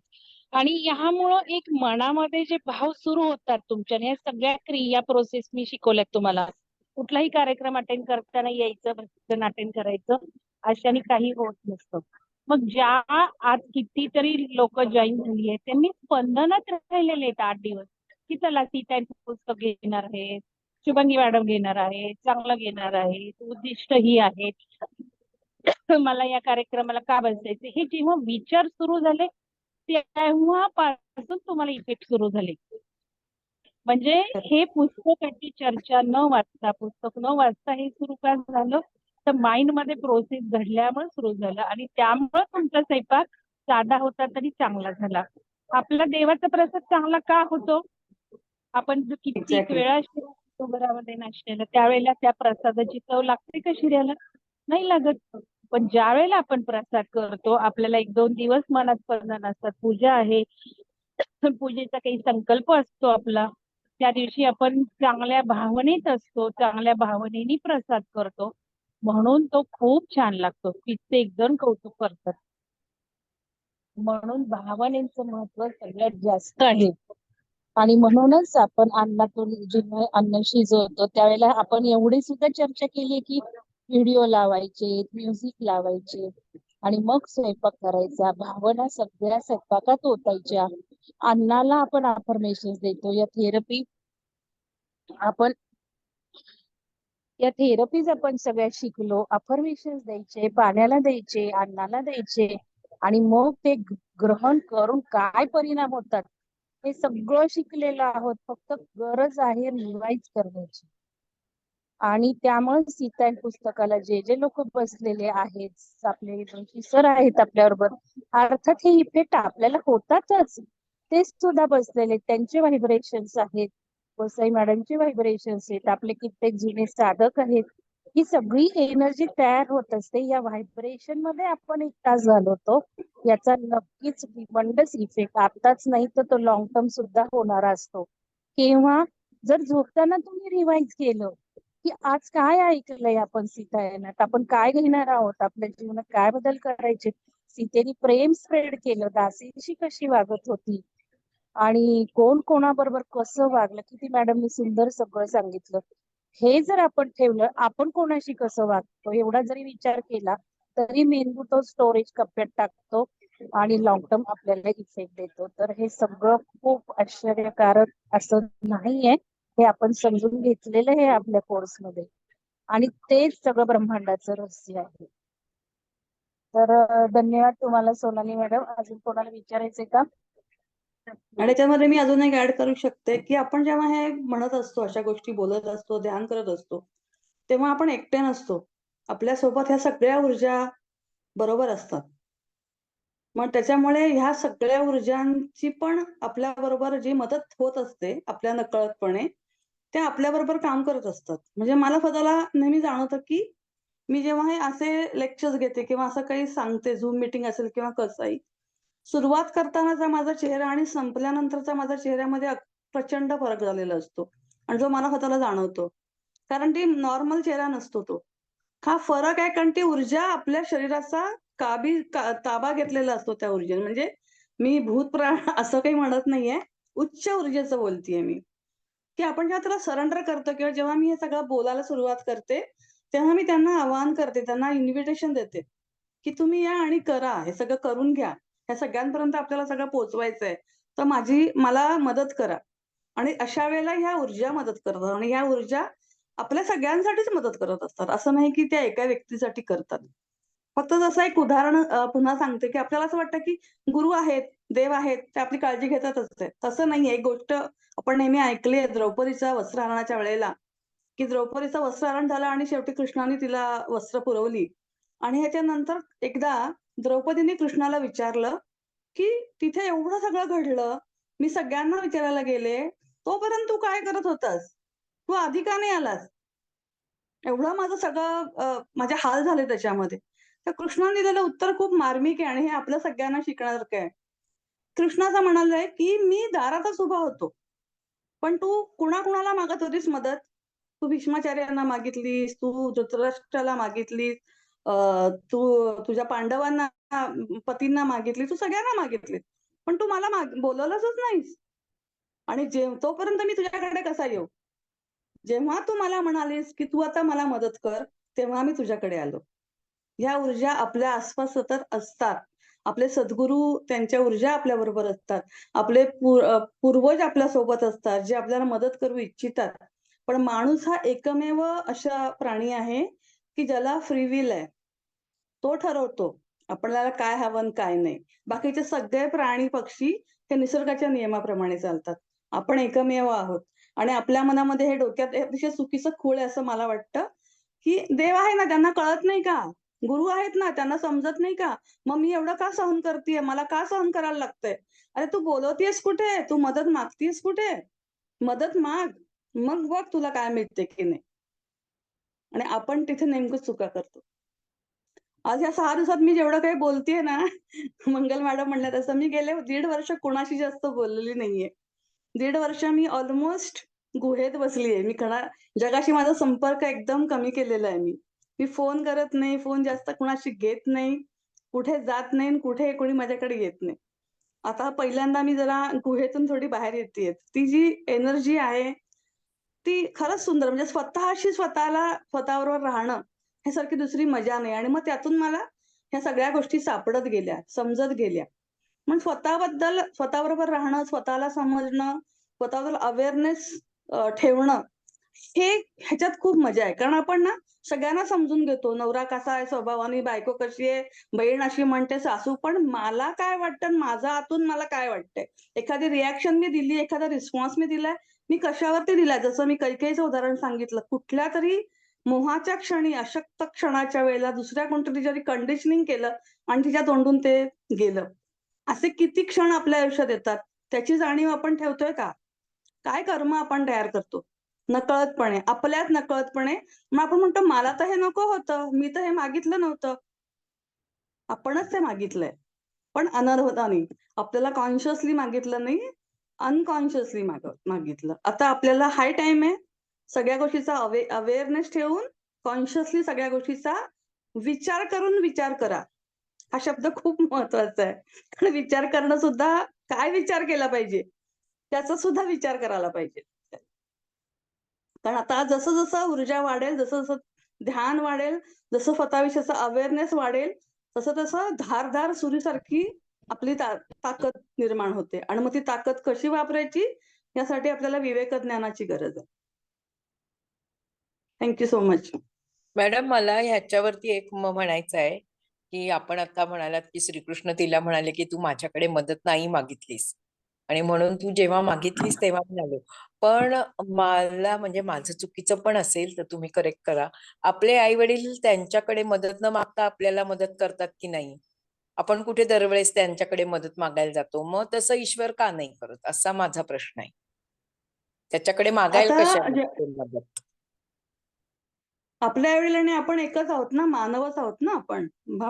माणसाचे नियम हे आपणच आपले ठरवलेत. पण हे संपूर्ण ब्रह्मांडातले नियमाच्या विषयी आपल्याला किती माहिती आहे? हे नियम कसे चालतात? मग तसं पाहिलं तर आपल्याला हेही माहिती की संध्याकाळी 7 वाजता झोपायला पाहिजे. दिवे लागण्याचे म्हणजे संध्याकाळी लवकर जेवलं पाहिजे, 6-6:30 सूर्यास्तात जेवलं पाहिजे. आपल्याला बरेच नियम माहिती आहेत, पण आपण ते फॉलो कुठे करतो? तसंच हे पण आई-वडील मदत करतात, ते पण एक ठराविक तो पण एक वेगळा चर्चा होऊ शकते त्या गोष्टीची, की आई-वडिलांनी किती कर्मात हात घालायचा हा पण एक वेगळा भाग येतो. हो पण बरोबर. हे बरोबर आहे. पण हा पण एक कुठेतरी भाग आहे, की बघा एक साधा गोष्ट सांगते तुम्हाला, की आपण ज्यांना गुरु मानतो, समजा स्वामींना मानत असाल किंवा म्हणजे अक्कलकोट स्वामींना मानत असाल किंवा कुणालाही असे तुम्ही गुरु मानता. आपण काय करतो गुरुपौर्णिमेला? आपण त्यांची पूजा करतो, भरपूर महागाचा हार घालतो, नारळ वाहतो, बर्फी, लाडू जे काय करतो आणि झाली आपली गुरुपौर्णिमा आणि आपण कर्म पूर्ण केल्याच्या आनंदात राहतो. आता मला सांगा, समजा तुम्ही उदाहरणार्थ डॉक्टर आहात फॉर एक्झाम्पल आणि तुमच्या मुलांनी पण डॉक्टर व्हावं असं तुम्हाला वाटत असेल, पण मुलगा काय करणार? नाही, आईला मी ना गुरुपौर्णिमेच्या दिवशी किंवा दिवसभर दररोज तिचा हार फुलं घालणार, तिच्या पाया पडणार, नारळ वाहणार, बर्फी खायला घालणार, सगळं झालं माझं. ह्याच्याकरून तर हे आईला जास्त आवडेल का त्यांनी अभ्यास करून डॉक्टर झालेलं आईला जास्त आवडेल? डॉक्टर झालेला आवडेल. बरोबर आहे ना? म्हणजे त्यांनी अभ्यास केला पाहिजे, त्यांनी ती कर्म व्यवस्थित केली पाहिजे. आपण नेमकं उलटं करतो. आपण फक्त तेवढ्यापुरतंच म्हणजे आपल्याला हे नियमच माहिती नाहीयेत. आपण म्हणतो ते गुरु आहेत ना, ते तिथे वरती आणि आपण खालीच शिष्य आणि आपण असंच राहायचं. हे नियम माहिती आहेत का आपल्याला? की आपल्याला त्यांच्या एवढं होता येतं. त्यांच्यापर्यंत आपण पोहोचू शकतो. हे आपल्याला माहिती आहे का? किंवा हे ऍक्सेप्ट करतोय का आपण? आता हे प्रामाणिकपणे स्वतःशी बोलायचंय आपल्याला. छे! विवेकानंद ना, ते विवेकानंद होते. शिकागोला भाषण देण्याच्या आदली रात्री ते काय होते आणि त्यांच्या आयुष्यात काय घडत होतं, ह्याचा किती लोकांना माहिती? त्यांची स्थिती काय होती? सामान्यहून सामान्य माणसासारखे त्यांनी पण अडचणींना सामोरं गेलेत ते. तेवढीच संकटं आली, तेवढाच त्रास झालाय, तेवढीच गरिबी सहन केलीये, तेवढीच उपासमार सहन केलीये, तेवढेच वाईट अनुभव घेतलेत, तेवढंच दुःख आलेलं आहे. पण नरेंद्राचा विवेकानंद होताना ती पण एक त्यांचा पण एक जर्नी आहे. प्रोसेस आहे. एक्झॅक्टली. सो असं म्हणू शकले नाही, रामकृष्ण, मी आपला सामान्य. नाही. मग हे जी प्रोसेस, हे नियम कोणी ठरवलेत? हे आपण अझ्युम केलेत नियम. हे नियम समजण्याचं काम करतोय का आपण काय आहे ते? हे नियम कोणी लिहिलेत म्हणून नाही ऐकायचेत. शुभांगी गोसावी सांगते म्हणून पण ऐकायचे नाहीयेत. मंगल मॅडम सांगतात म्हणून पण ऐकायचे नाहीयेत. हे तुम्ही ध्यान करून स्वतः तुमचं विचार तुम्हाला करून. कळणार आहे ते नियम. कारण निसर्ग प्रत्येकाला तेवढंच ज्ञान देतो. तेवढीच शक्ती देतो. कोणी ते स्पेशल, फेव्हरेट असं कोणीच नाहीये. सगळ्यांसाठी तेवढंच प्रेम आहे आणि तेवढाच न्याय आहे. तर जेव्हा तुम्ही स्वतः बरोबर बोलायला लागाल, स्वतःला समजून घ्यायला लागाल, तुम्ही त्या जर्नीला जायला लागाल. ओरिजिनल तुमच्यापर्यंत तुम्ही पोहोचाल. आणि ती खरी जर्नी आहे. आणि त्यात इतकी मजा आहे ना, की मग तेव्हा कळतं की नाही आपलं मन, आपला पहिला विचार, आपले स्वतःचं सांगणं जे आहे ना, ते इतकं क्लिअर आहे ना, पण आपण त्याला इतकं दुर्लक्ष करतो, खूप दुर्लक्ष करतो. सुरुवातीला भीती वाटेल, की असं कसं स्वतःच्या मनाचं ऐकायचं? मग ही काय म्हणेल? मग तिला काय वाटेल? मग हे नाही घडलं तर? मग ते तसं होऊ देत. घ्या डेअरिंग. आता काय आपण 40च्या पुढे आहेत सगळ्या. ऑलमोस्ट मला वाटतं. सो तेवढं तेवढं डेअरिंग करायला हरकत नाही. मी असं ह्या 1.5 वर्षात खूप केलंय. म्हणजे जे काही म्हणजे असं नाही की मी काही रिव्होल्युशनरी काही केलंय असं मी म्हणणार नाही. पण स्वतःला आतून जे सांगतंय ते मी 100% फॉलो केलं. दिसताना असं दिसलं की काहीतरी विपरीत करतेय ही. पण नंतर एंडला कळलं की हे बरोबरच होतं. हा रस्ता बरोबर होता. हे ठरवलेलं बरोबर होतं. आणि मग माझा कॉन्फिडन्स वाढत गेला त्याच्यामध्ये. कारण आपल्या आतमधली जी शक्ती म्हणजे नित्यानंद बाबा नेहमी म्हणतात की मेरा कोई मैं किसी का गुरु नहीं, कोई मेरा शिष्य नहीं. सुरुवातीला मला वाटायचं याचा अर्थ की आमची लायकीच नाहीये शिष्य व्हायची. बघा समजण्याचा विचार बघा कसा आहे. आमची लायकी नाही, कारण त्यांचं म्हणणं असं की मी काय कुणाला गुरु करणार नाही, मी काय गुरु होणार नाही कुणाचा, कारण तुमची लायकी नाही. पण हे अर्धव सत्य आहे. पुढचं वाक्य त्यांचं असं आहे, आपका राम आप में राम होके रहता है, उसको पूजो, उसको भजो. म्हणजे आपल्या आतच तुमचा राम आहे. काही लोकांनी त्यांच्या कन्व्हिनियन्ससाठी पहिली 2च वाक्य उचललेली आहेत. बाबा म्हणतात कुणाची लायकी नाहीये तुमचे गुरु व्हायची. तुम्ही अशाच फालतू, असं काही नाहीये.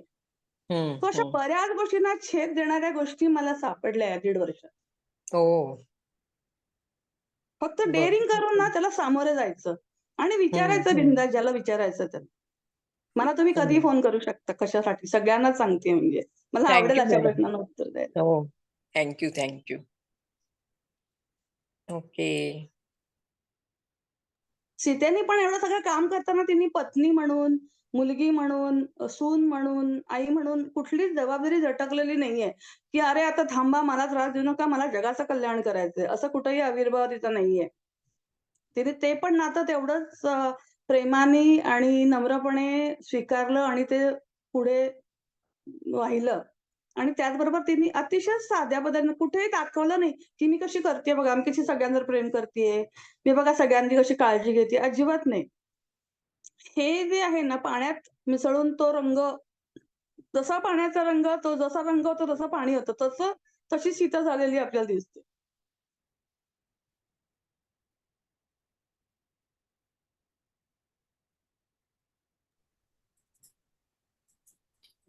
खूप खूप धन्यवाद मॅडम. खूप सुंदर सांगितलं तुम्ही. आपण इकडे विचारच नाही करत या बाबतीमध्ये. कारण आपण कंडिशन्ड आहोत जन्मल्यापासूनच आणि अनेक जन्म मागचे. तेच. खूप छान. मला वाटतं तेच सगळ्यांना शोधणारं खूप सगळे छान सीतायण आहे, तेच सगळे विचार बदलणारे सीतायण आहे. म्हणून मला ते जास्त रिव्होल्युशनरी वाटलं. खरंच. तरी सगळ्या तरुण पोरींना सतावणारा एक प्रश्न आहे, तो आपण शेवटी मी विचारेन.